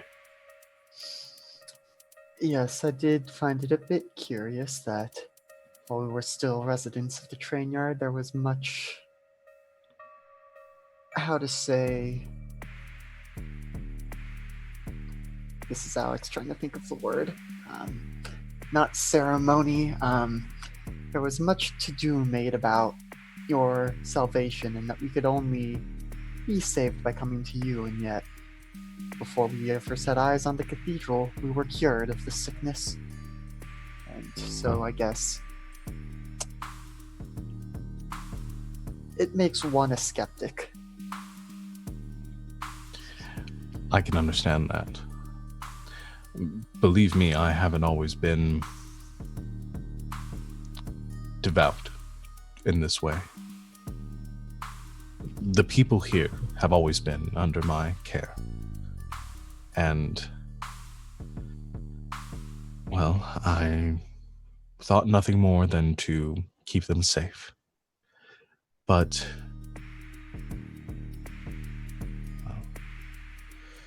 revelation comes in trying times.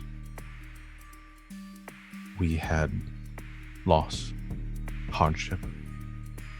I've lost much, both physically and spiritually through that. But in our darkest hour, the gods came from on high and spared us from our suffering. So, yes, you were cured before you set foot here, and it was not my doing. I don't provide these miracles. That cure you took, that was provided to you by the gods themselves, as it was given to us, to save us from a similar fate.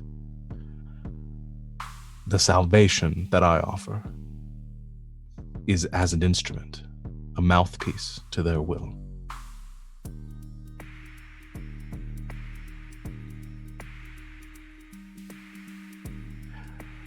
But I understand skepticism.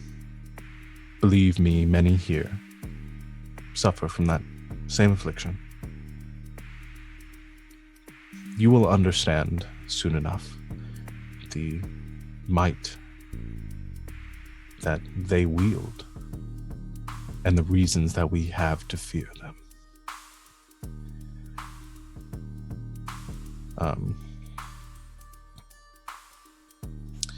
He says, I actually think he moves towards you and he goes to put a hand on your shoulder, in a semi-comforting gesture. I let him. And he says, "But I understand you have lost much too, as all of you have. So take the time you need to reflect, to gather yourself, and to mourn. I understand that the loss of a father is a difficult thing.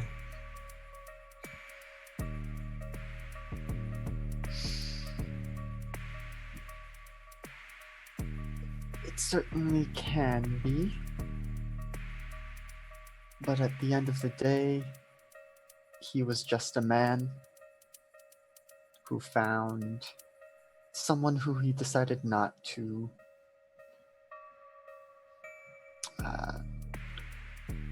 found someone who he decided was worth the expenditure of resources.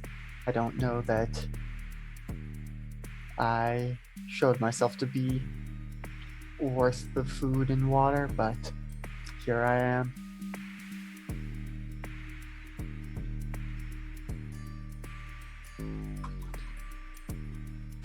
Well, that is a question that I hope we can help you answer here.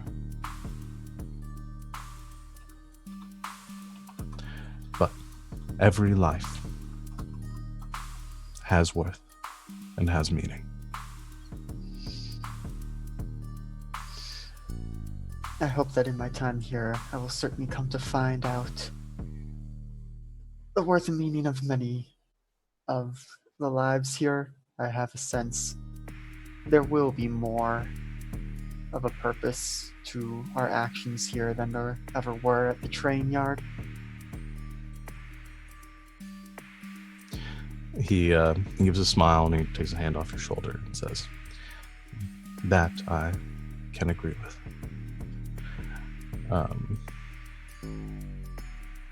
I think he looks to Kit, who is just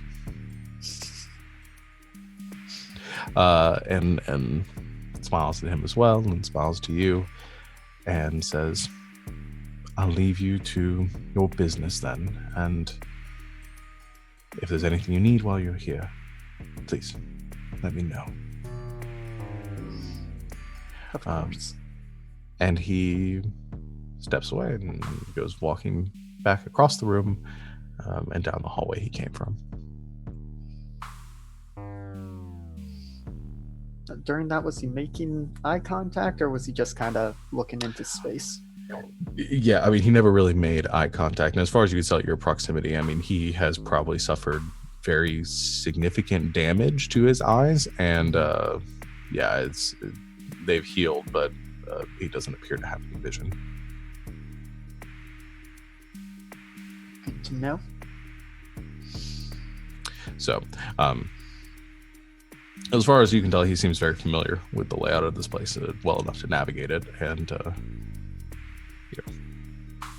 anyway, so you have you're taken by Elijah and the rest of the group, and you're given your own little place to sleep and to rest. And yeah, unless there's anything else Leo wants to do right now, we can move on to another scene. You want to take some time to think about what Leo's next steps are going to be. Yeah, eventually going to want to scout things out, figure out who goes where when, but also wants to be subtle about it. Yeah. Okay. So let's we'll move over to finish up the scene with Phoenix and presumably Tesla, and we'll get back to that and see where that goes. So Phoenix, what's the plan, buddy? For now, I'm going along with them. They said they had a camp nearby, which is looking over things. Yeah. For now, I'm following along with that to see what's there. Okay, so instead of going to Ford's, you're going to go to the camp that they mentioned previously. Yep. Okay.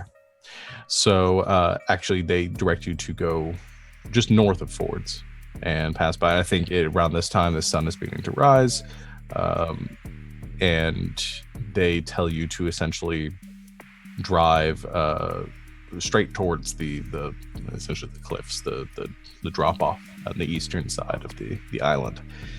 And it's as you see the water treatment plant to the south. That's indicative of Ford's farm. And as that begins to leave your sight, you notice, or as you're approaching at the rough terrain, you see a few tents scattered over towards the edges of the island, essentially from what we as onlookers are referring to as the area that Leo left from in the airship or the dirigible. And I think Darla points to that and says that's the place. We should be safe there. There should be a few people, and should get us where we need to go. You're probably gonna have to leave the car though if you're gonna come with us. This is my safety the whole time I'm with you. Now, I'm with your gang now, but there's been trouble in the past, and I don't want, if anyone told me a grudge, I just want to get out, no trouble. All right. Yeah, we'll see. You shouldn't have any trouble. You're with us, and you're doing right by us, so should be fine. And she's just kind of looking around and says, "You don't think that we're being followed, do you?" Haven't seen anything. Nothing in the mirrors. The danger was coming. It's not the kind of danger to try and be quiet about it, you know? Okay. So you are approaching the campsite, and you see the two tents that are pitched out there, and you can see 3 or 4 people kind of mulling about in the vicinity as you're approaching. So you're just driving straight up and coming to a stop. Mm-hmm. All right. So you come up and hit the brakes. The group that is currently there kind of jumps a bit, and they come forward with weapons. Unsure who's approaching, and you see Darla get out of the car, and she holds up a hand and she says, "It's all right. It's me." And they lower their weapons, and she says, "So Darla's out the car?" Yeah, she We're just backing up and getting the fuck out of there. All right. So, oh man, bunch of stuff's about to happen here. So, you hit the reverse, and I think the door clips her as you throw it in reverse and kind of swing around, and you see her kind of roll across the ground, and you spin out and then hit the car in drive and begin to gun it forward, trying to escape. And I think you see in your rear view mirror Darla kind of rolling across the ground, begins to pull herself up and shouting, and she sees points to the others who kind of frantic there for a minute, and you see them begin to run, sprinting towards vehicles that are sitting to either sides of the camp. And you hear Hecuba in the back seat screaming and saying, "Now, Heck, you know if you jump out, you're getting hurt, and I have just the way to run you down so you're not walking ever again." Okay. Yeah, I mean, I don't think she's not suicidal, so I think she realizes that it would not be good to jump out. And she's in the back seat. She's like, what's going on? Why are you doing this? Doing what I said, making sure I don't get my head blown off. Phoenix, you're not taking me to her, are you? Now, if you behave, you won't get yours blown off, and I'm sure she won't make you hurt much. And but you just we need answers. And you just see a look of panic in her eyes as she's sitting in the back seat. And then at that time, you hear the roaring of the vehicles that are coming up behind you. 2 sort of larger, more SUVs that are kind of launching themselves over the hillsides behind you. You see two people hanging out with weapons trained in your car. What do you do? I am heading back down, going for the roads I know first, going for the road past forwards, hoping that the load, that whatever was going on there has lasted a while. Okay, so where are you heading again? So heading back down the road we came from, then taking the hard swing back towards Ford's farm. Okay. Before I head back down towards the hospital. Okay, so you're hoping it's. I just want to make sure. So you're hoping that they're still there at the farm. I got basically. If I knew the plan was for them to hopefully get some supplies. If it's a big pickup, that may still be there. If not, I can just drive. Yeah. So go ahead and so you're going to be rolling to. I think you're trying to outdistance the cars that are behind you. So go ahead and make your roll for that. It's roll plus cool. Come on, character sheet, I need you.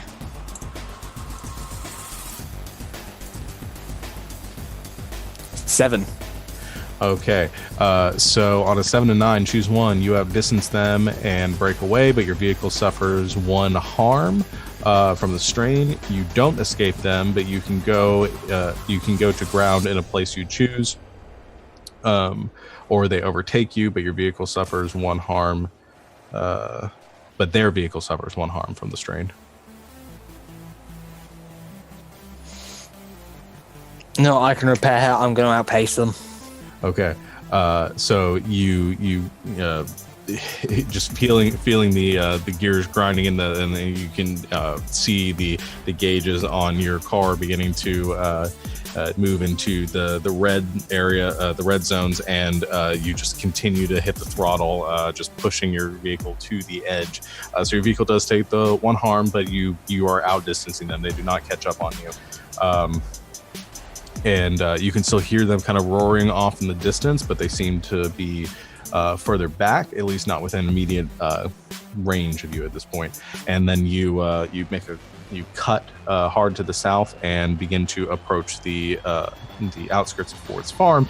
And for the sake of cinematic appeal, I think that they are still there, having loaded the materials and camped, instead of making the drive back overnight, have camped out. So I think, Tesla, you are waking up, or you're breaking down what your encampments from the night before, and you hear the roaring of engines out in the distance.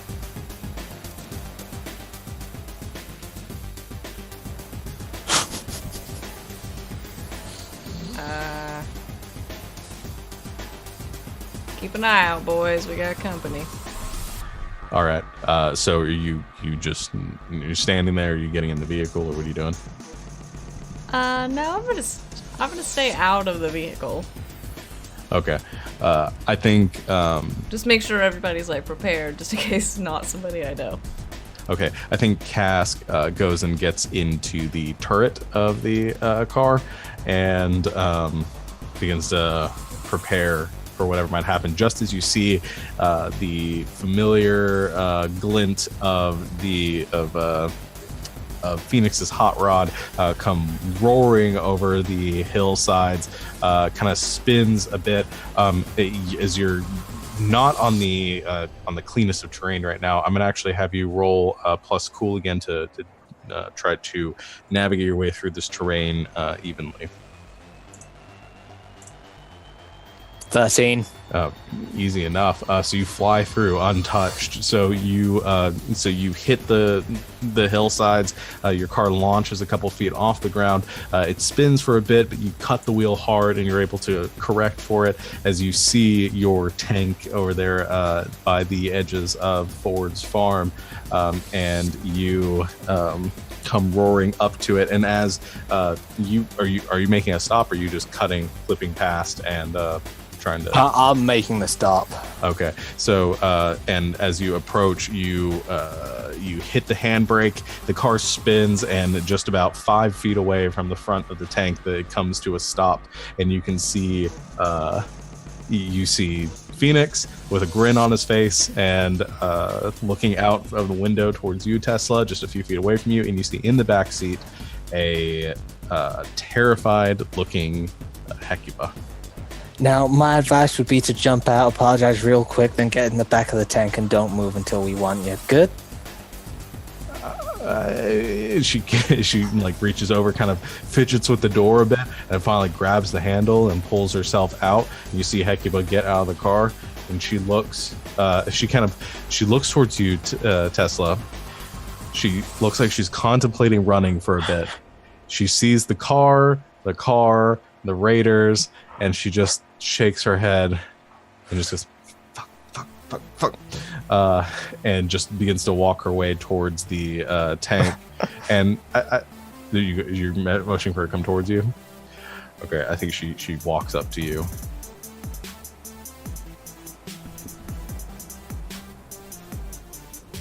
Hi, Tessa. Hi, Hecuba. I'm real sorry. No, you're not.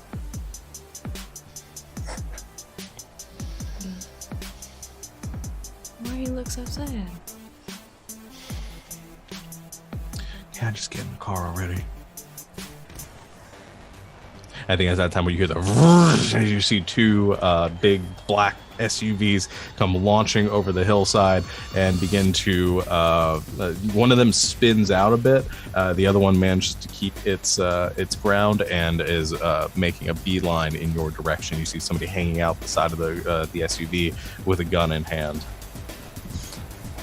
I just hop out of my car and just test up, buddy, we've got company. I see you brought friends. Get in the tank.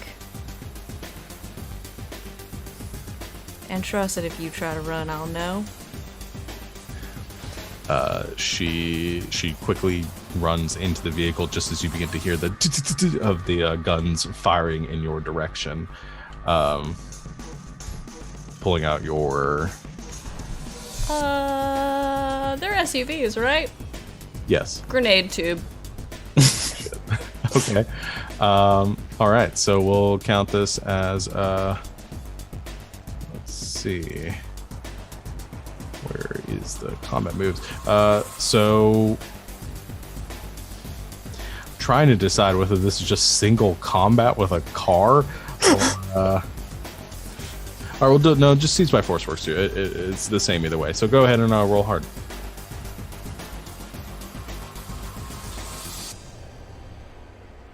$11. 11.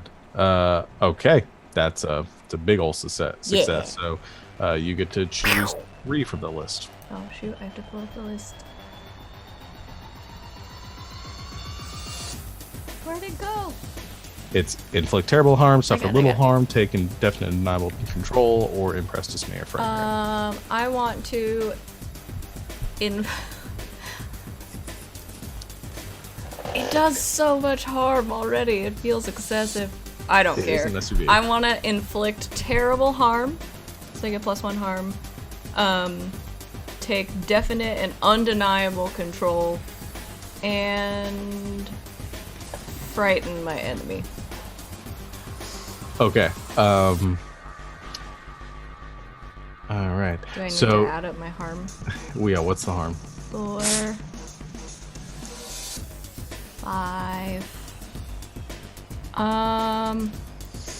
So I. Oh no, this is the first time this happened. I count as a small gang. Yes. Are they smaller than me? I'd say they probably also count as a small king right now. Okay. So I don't get that one. Yeah. So 6. All right. So here's what happens. You take. Let me double check. Yeah. So you take 3 harm, but you reduce your armor, and then you chose suffer little harm. No, I did not. You did not. I chose all the other ones. Okay. So choose. So reduce by your armor. I have 2. Okay. So you take 1 harm. So that's just 1. On the Yes. clock, right? 1 tick. Okay. So as the bullets from the assault rifles come firing in your direction, a couple strike and kind of ricochet off your armor. One of them, you feel it pierce through, and I'd say it doesn't really pierce through, but you do feel like some cracks. Probably the impact, maybe fracturing a rib or something. That one probably didn't heal right from the bear fight. Yeah. But you kind of hear the screeching of the grenade through the air as then impacts at the front of the SUV, and the entire car is engulfed in flames. Then it flips end over end forward, and then rolls a few times. That car is just destroyed, and everyone in it most likely dead. And you see the other SUV that has spun out, the one that is still back, then begin to peel off and begin to make a run for it.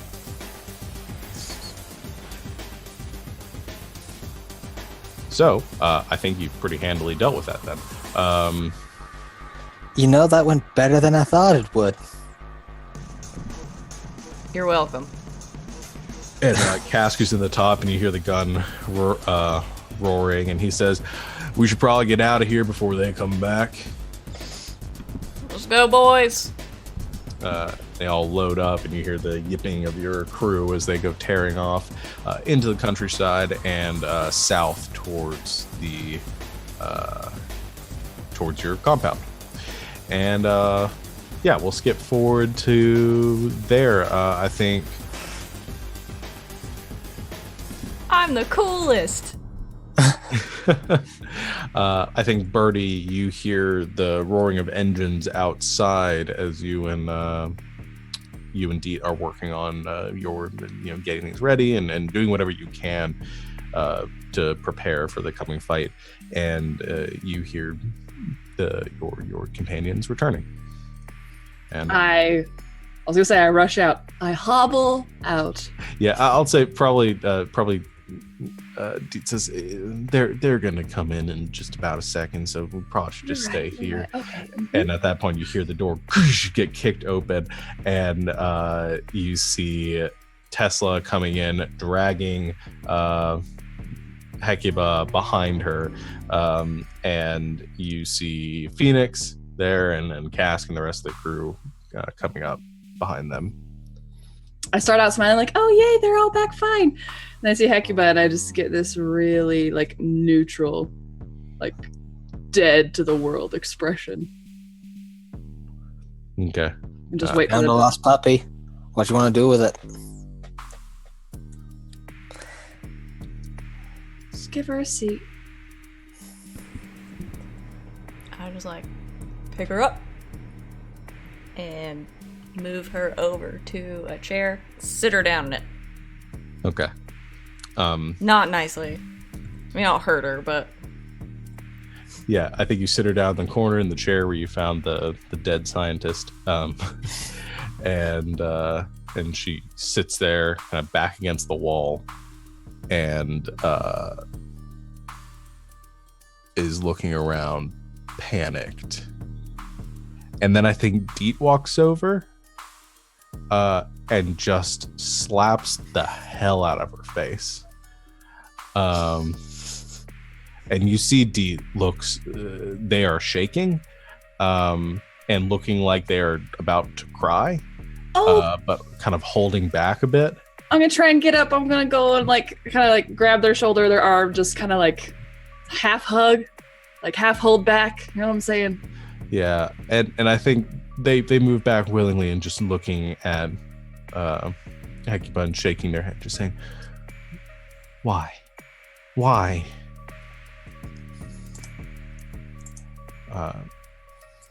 But Hecuba sits there just biting her lip.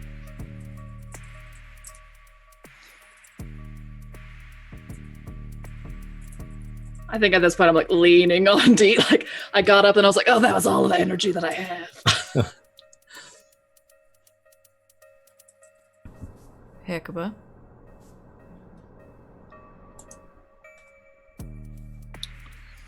We spent a lot of energy bringing you here alive and in one piece.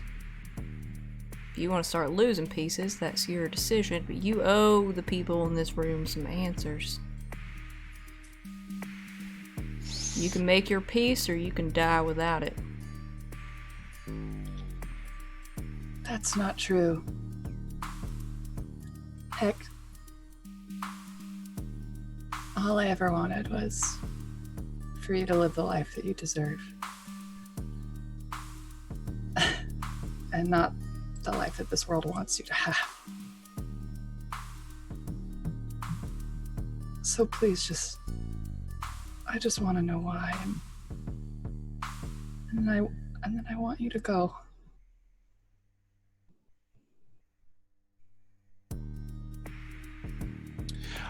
Go ahead and I draw this on the same line as sort of a seduction, in that you're offering a happier alternative to what she's expecting. So go roll plus hot. Okay.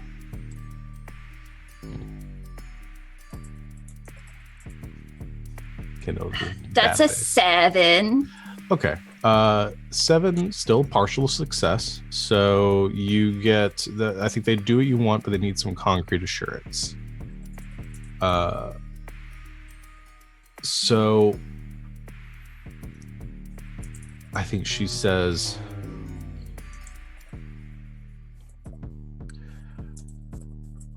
I'll tell you exactly why. But I don't believe for a second she's not going to put a bullet through my head as soon as I do. I hobble across Deet, using them as support. I go over so that I'm holding on to Tessa and using her as support. And I just kind of stand there. Not in my house.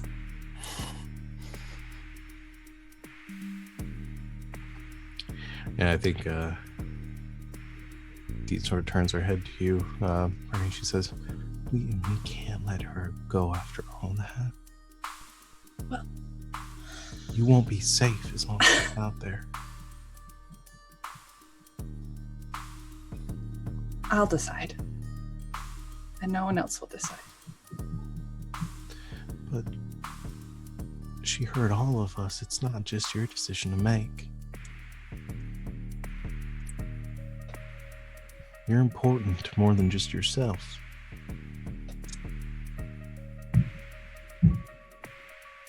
I can't lose you again like that.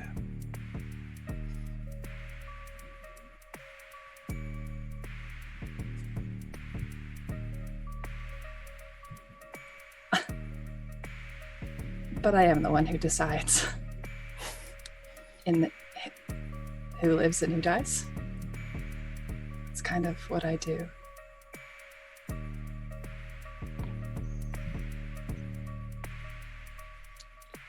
Gotta admit, without Birdie, it's very possible none of us would be standing here having this conversation right now. We also almost didn't have Birdie. I think they just sort of back away a bit towards the edge of the room and just watch. And Hecuba says, I'll tell you exactly why.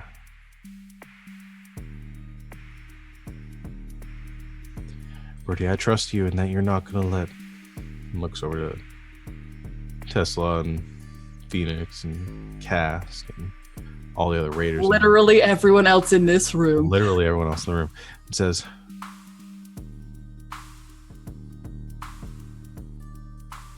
if you're gonna let me go, then I'll trust you there. I will let you leave this place.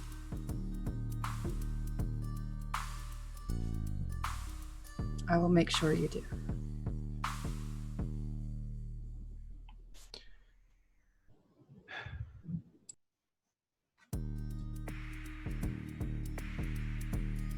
She says,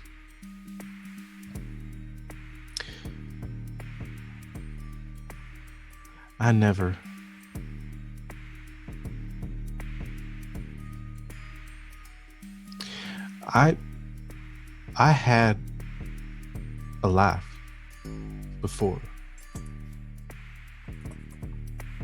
I thought we were happy at the cathedral.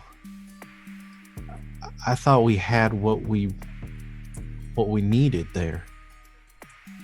I had friends and a family.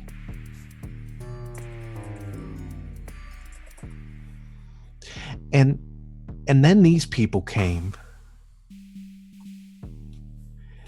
And they killed those friends and that family. And we left. And I thought there was a bigger purpose to all of it. I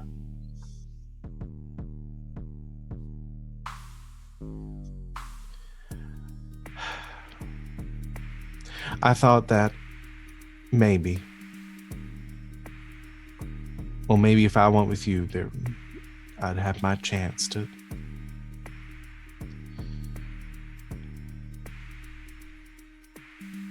get revenge for those people, for the people I love that I lost. And every time they would get hurt and every time they would be on the brink of death, I saw you bring them back over and over. These people that wear the blood of the people that I love kept returning. And I didn't see the justice in that.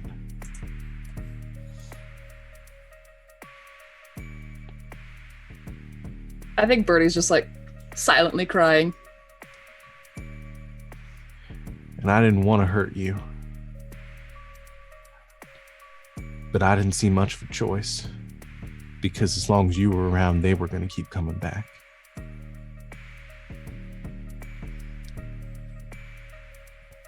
Why didn't you just tell me?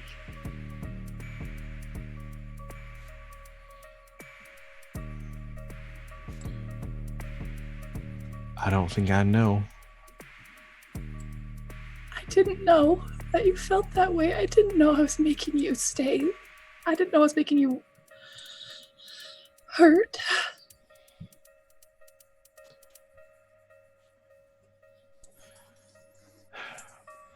Well, I guess there are a lot of things we didn't know about each other.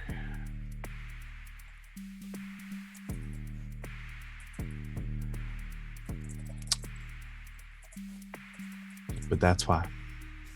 There's no going back from it now. Did you ever really know the cure, or is it all made up? I would like to read a person. Okay. Go ahead and roll sharp. Okay. That is double sixes, my friend. +2, so 14. So you get to ask 3 questions during this conversation. Okay. Go ahead. From that list. As she says, no. I knew enough based on what you taught me to know how I made it look like I did. Some of that might be right. Some of what we found and came up with might help, but I don't rightly know.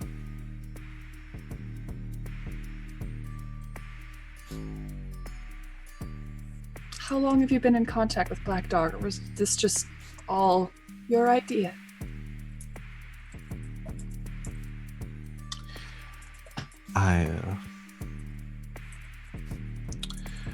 I was gonna run away once. There was a time when I was just gonna leave, and I went to Longmire looking for a way out, and I met someone there. Remembered him back from the cathedral. And they put me in contact with Elijah.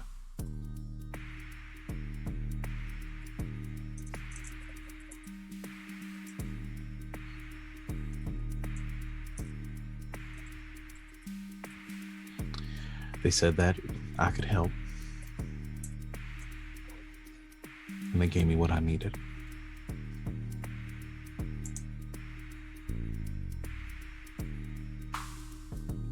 I'm trying to figure out how to ask these organically.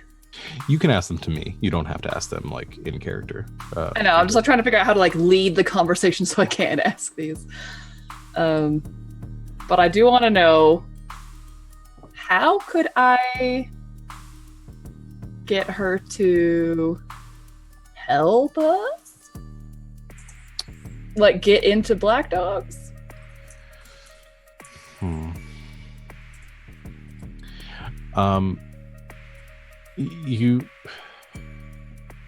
get the impression that she's not gonna stick around and turn and double cross at this point. She seems very loyal to Black Dogs, but to Black Dog and the Cathedral. You gather the only way you're gonna get her to give up anything or to do anything that might help you in the long run is to either trick her into doing so, threaten her into doing so.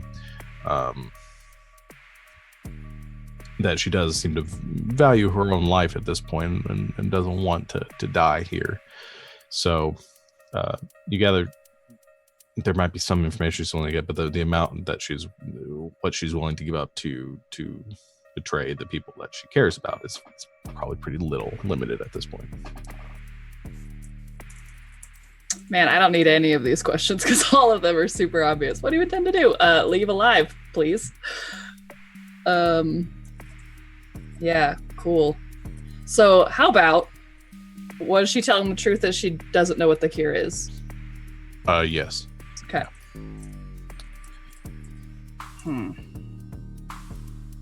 And I mean, what does your character intend to do can be more encompassing than just, I want to leave this place.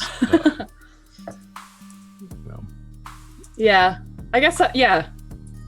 So I have no idea where they got her. But so I guess just... So what are you gonna do now?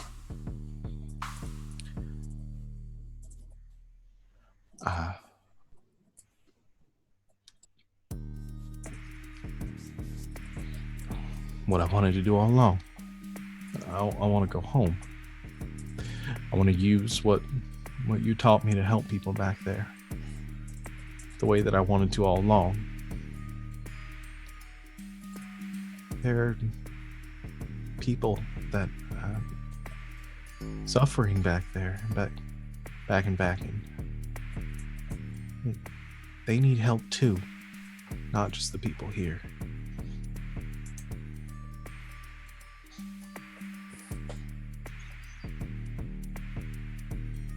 You're the one that taught me that to be a healer, to be a physician like this, that you gotta help everyone, not just the people you like.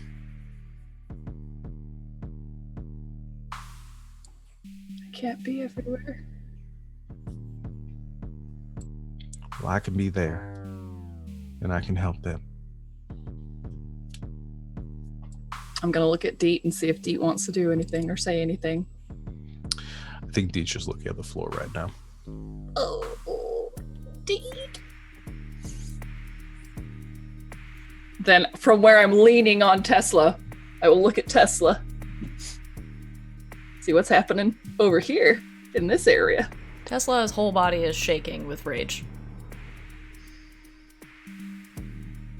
Phoenix? I don't know if you have to look at me to know that, but... What's Phoenix up to? How's Phoenix doing? Is he cool as a cucumber?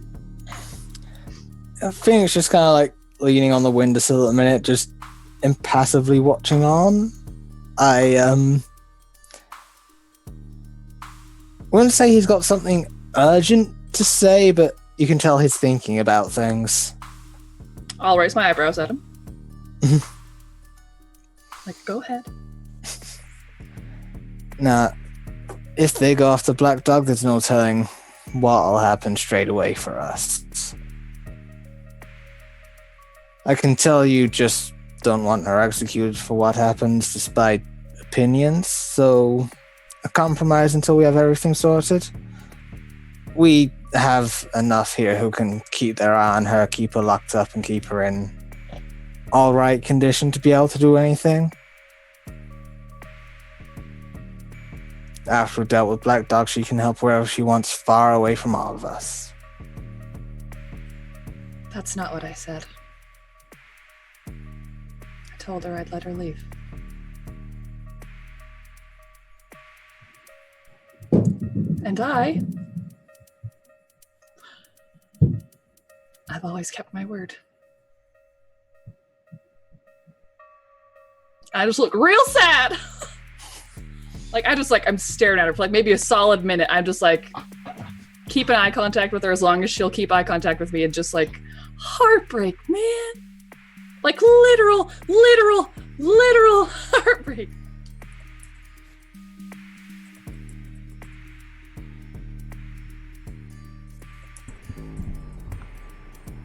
I'm alright with letting her leave. But I got some questions of my own first. I will get off of Tesla, go back over to Deet. I think Deet at that point sort of helps you like sit back down, Yes, like sort please. of towards the bed on the room, and kind of sits you down there.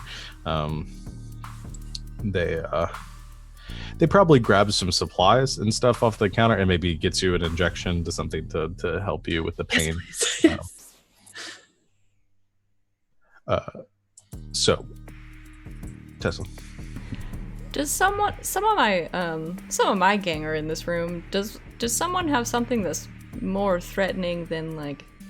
I have infinite knives, but I feel like they're probably smart. Is somebody carrying like a machete or something?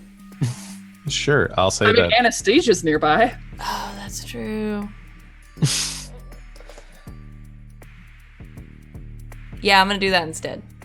So I'm grab gonna the pick it baseball up bat. and just like lean on it.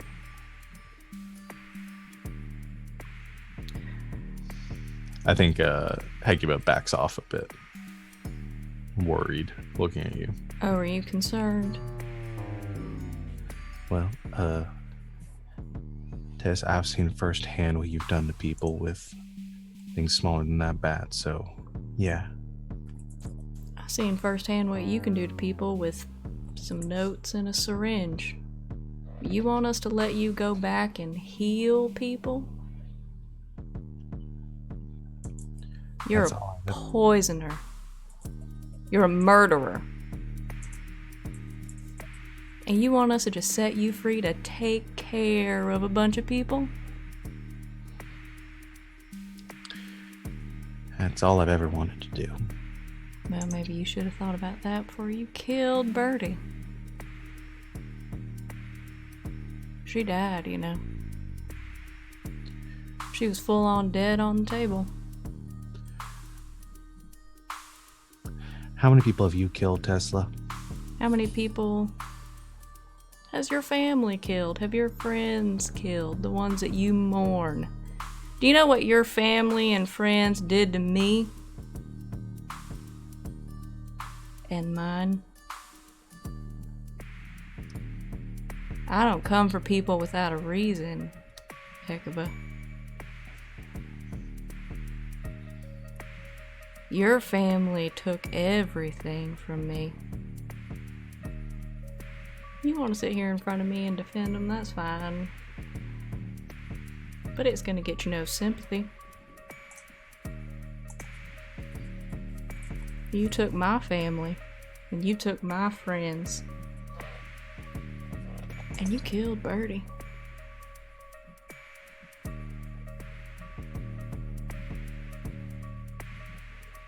That blood's on your hands. You want to go out and be free? Be a healer? You want me to let you be in charge of who lives and who dies?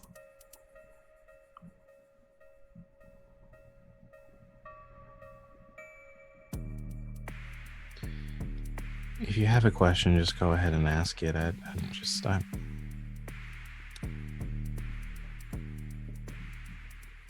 What's your life worth?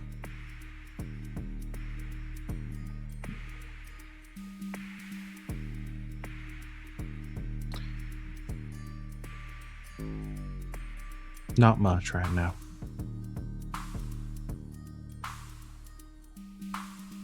worth even less to me. But I imagine it'll be worth a lot more once I've saved people back home. How do I know if we turn you loose, you aren't just gonna go killing a bunch more people? You want to turn on Birdie and say, oh, you can't only heal people you like. You want to poison somebody because you're mad at them? Because you can't talk about your feelings? Hecuba? You're a fucking hypocrite. And a liar. And a traitor. And a murderer.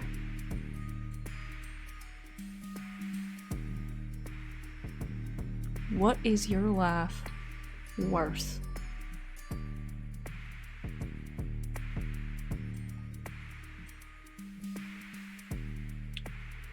It's worth the people I'm going to save.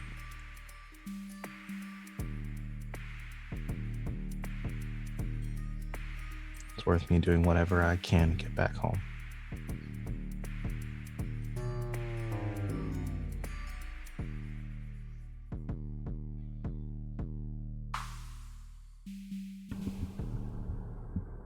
Birdie doesn't want you dead.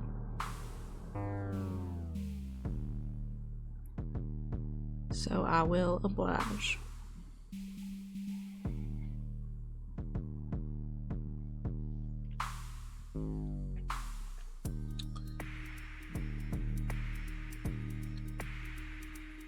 Is there anything else, or can I go now? Let me see your hands.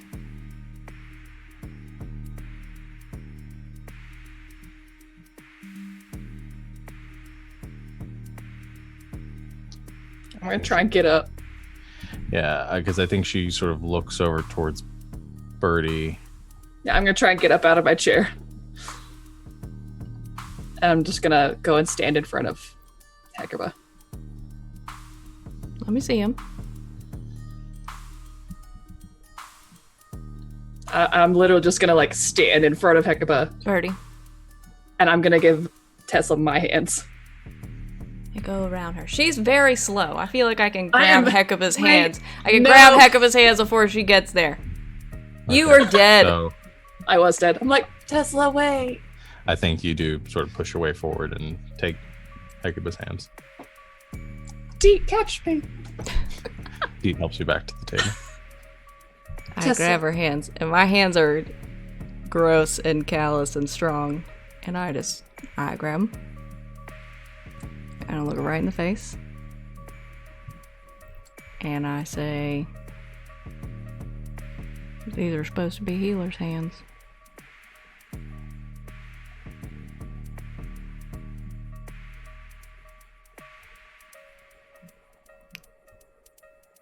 I'll let you go today. And you can have fun walking home. You take good care of these. And if you make it back to Black Dog before I get there, maybe you can put them to good use.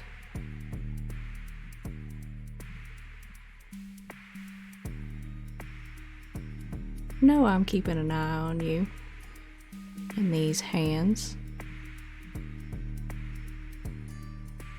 If you ever harm another person with them, you'll lose them.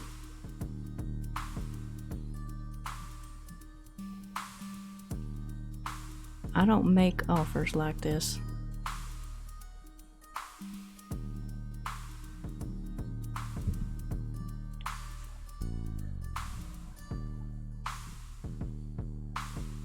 She takes her hands back and she stands up from the chair she's sitting in. I have finally stood up by this point. And I think keeping an eye on everyone in the room, she begins to walk towards the door. I'm gonna walk with her. Like walking behind her so that like no one, like to get to her, they'd have to go through me. Yeah. And I think you hear a voice across the room. Dee goes, "Wait." And Hecuba turns. You notice Dee they still look at the floor.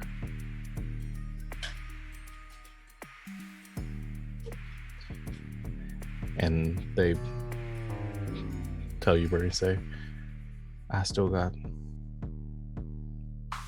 something to say. Okay. And they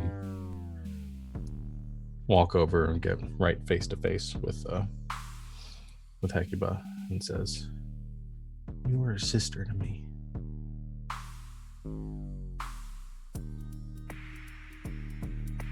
I loved you.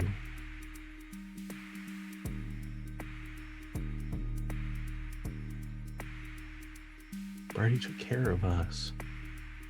And you're just gonna leave and help those people.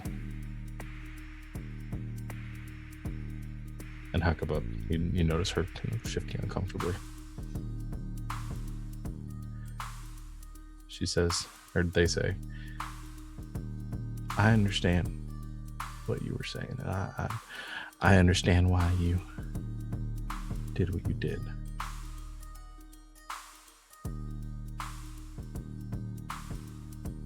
I wish you had told me, but I understand. And you notice Deet sort of shaking, and she goes to give Hecuba a hug. Don't hurt her. I'm watching them just in case. She gives her a hug. Okay, good. Go ahead and, do you want to roll something? You're trying to... Yeah, I don't know, like, can I read a situation? Or, Sure, like, I want to make sure they're not like, I'm holding a scalpel in my other hand. Sure. You can definitely read a situation. Okay, I will roll some sharp over here. That's not so great. I guess I have a +2. 10 total? 10 total. Okay.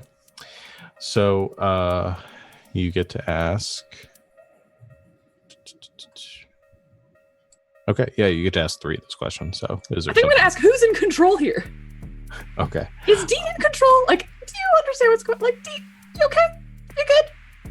So, I think here's what happens in this situation. You notice Deet shaking. You notice the tears whelming in their eyes. You notice the sort of reverberation to their voice as they go to hug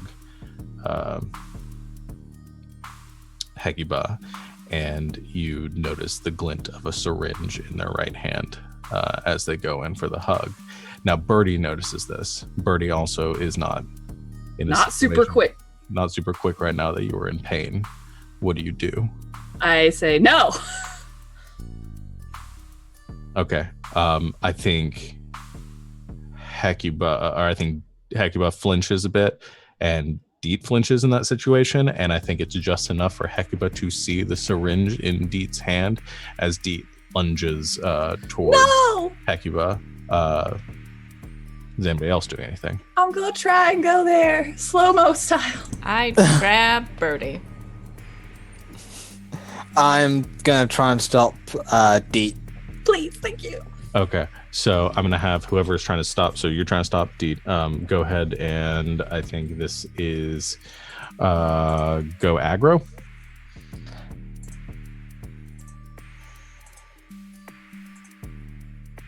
Eight.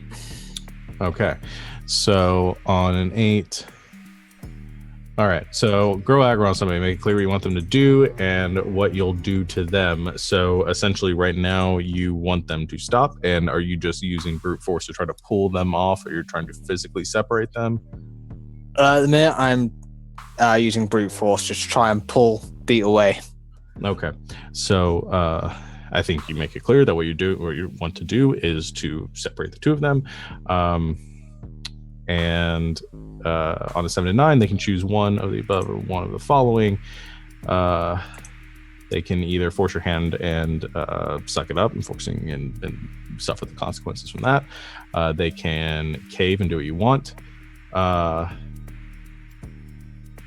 Let's see. Yeah.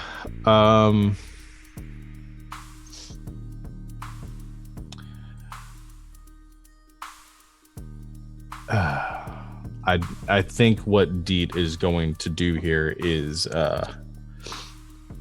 force your hand essentially in this situation. And I think you try to pull them off with force, but they have the momentum, they have the initiative right now, and they are to push ahead of you. They tackle Hecuba to the ground. They take the syringe up in the air in one last motion, giving you the opportunity to react if you want. I'm just grabbing it. Don't hurt them. Okay. So I think at this point we're sort of in a stalemate. I think you grab on. They're pushing ahead, so you are trying to pull them off, and they are just frantically trying to make the way. So there's the three of you right now. Can I say something? Hopefully. Sure. Yes, you can say something. So I said no, probably twice. Yeah. And then, Deet, I promised. She's being sort of held back by Phoenix right now, and is yelling, essentially saying, "You promised, but I didn't. And if she goes out there, she's just going to hurt more people. You're not safe while she's around." Deet, don't do what she did.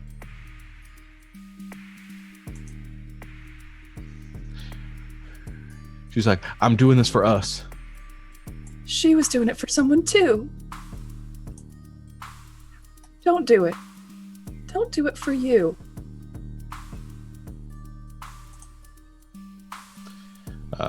And I think at this point, Hecuba's beginning to kind of squirm out from under Deed, who's still just trying to pull at you, Phoenix, and holding who's holding them back.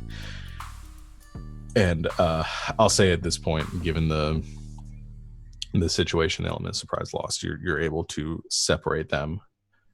And I think Hecuba very quickly begins to make her way towards the door. Oh, I want to go out with her.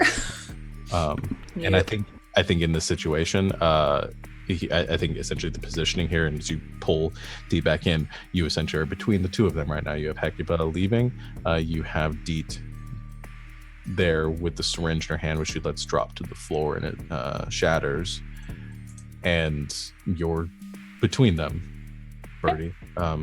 I think Tesla's also like grabbing me, so I think like Tesla's like holding my arm or something, and so I'm just with whatever my other hand, I just like put my hand on Deet's shoulder, like pat their cheek, just, you're worth more.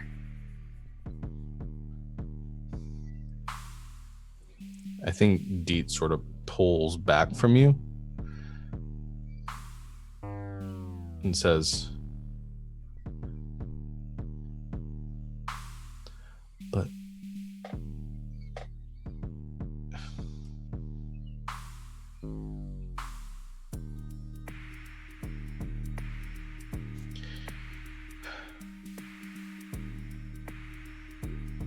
never mind." And they walk around you and just head into like whatever room they have. Mm-hmm. And then if Hecuba's still there, which I hope she is, I just turn to her and I just say, "You were always worth something to me. You were worth everything to me."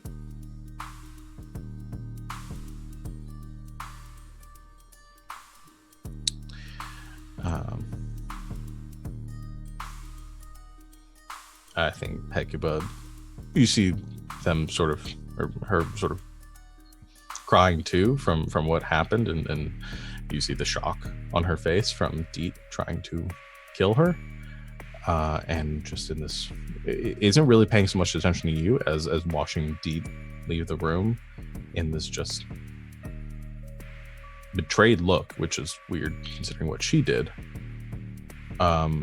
And I think she just looks back to you and she says, "No, I'm doing it now, I guess." And she turns and leaves. And I'm just gonna like go up the stairs, look out the door, make sure everybody lets her leave. They do. And she goes wandering off into the jungle. And then I'm going to step out of the doorway and look at Tesla meaningfully.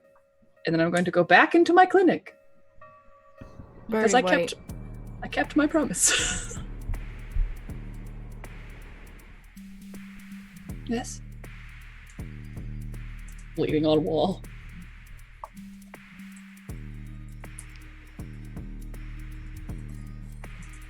Why are the people who kill to protect you worthless? They're not. You told Dee they were worth more than that. Yeah. More than killing. Dee and I, that's not what we do. The body has many systems, and that's not us.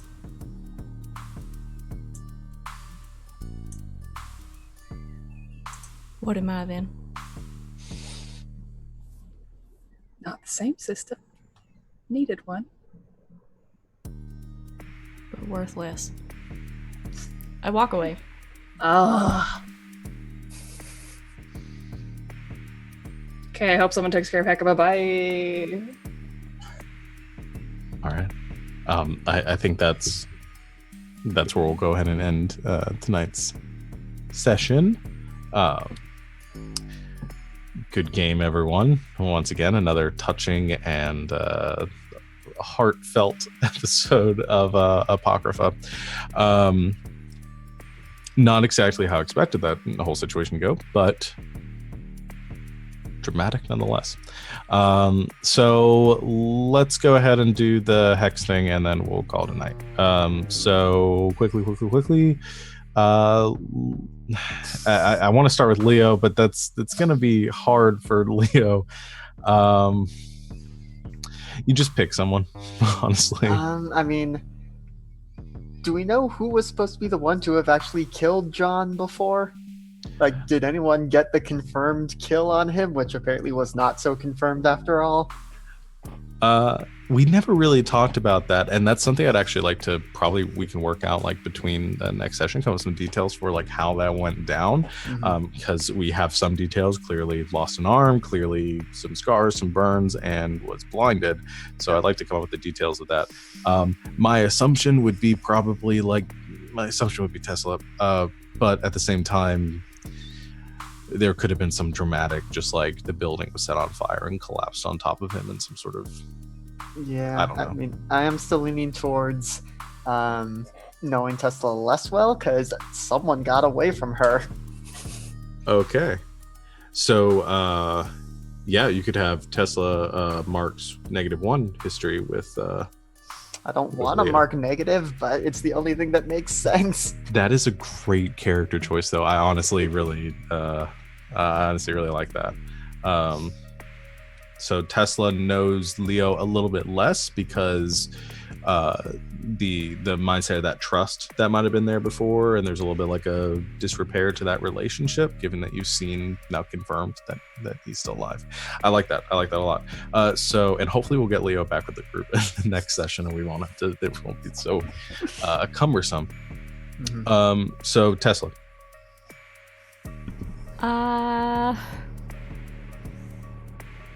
Oh man.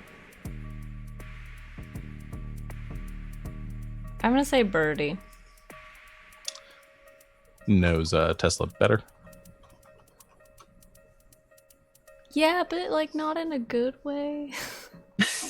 Yeah, I think that's true. Like better and more. Yeah. No, I think that's yeah.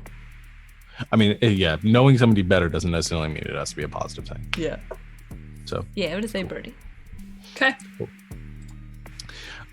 So Birdie. Oh man, who?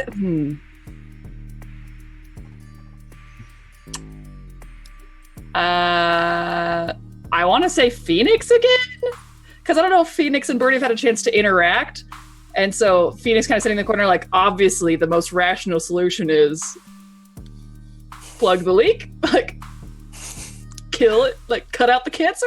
Like, what are you doing? Yeah, I think that's so. I think maybe knows Birdie's character a bit better, more than just like she heals people. Okay.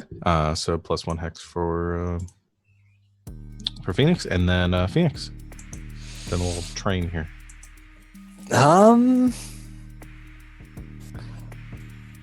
Just 'cause I think this was the first session that they really did much of the planning together, and it worked out so well. I think we have to say Tesla on this one. You guys did get into a fight together, so that helps. Okay, cool. Hey, we're not playing D&D this time. It's fine. Okay, so you all did your hex. Gain, if you gain XP for that, gain XP. Between the next session, if you guys have enough XP to level up or get an improvement, make sure you do so. But for now, we'll go ahead and call it there. Again, thank you everyone out there for watching. We hope you're enjoying the show, enjoying the game. A lot of dramatic stuff happening. This is this game is rough sometimes, but we made it that way. And you guys are really good at predicting when I'm going to kill people now, so I'm going to have to stop calling my shots so much. So let's call it there. Thank you everyone for watching. If you like our content, make sure you head over to make sure you check out our lineup on Twitch below. You can see when all of our shows are going up. Like I've said a few times in the session, we have Tidefall coming up on Thursday, so you can watch that 7 p.m. Eastern time. We'll also have no Survivors Complex this Saturday, but normally it's at 5:30 p.m. on every Saturday. And then the following Monday, we will have our next session of Wild Space. As always, check out our Twitter. You can see all of our announcements there. If we're going to be doing giveaways in the future, have other new stuff going on, and so on and so forth. That's about it. Thank you everyone for watching, listening, enjoying. We will see you here in 2 weeks for the continuation. And until next time, good game and good night, Internet. Good night, Internet. Good night, Internet. Good night, Internet.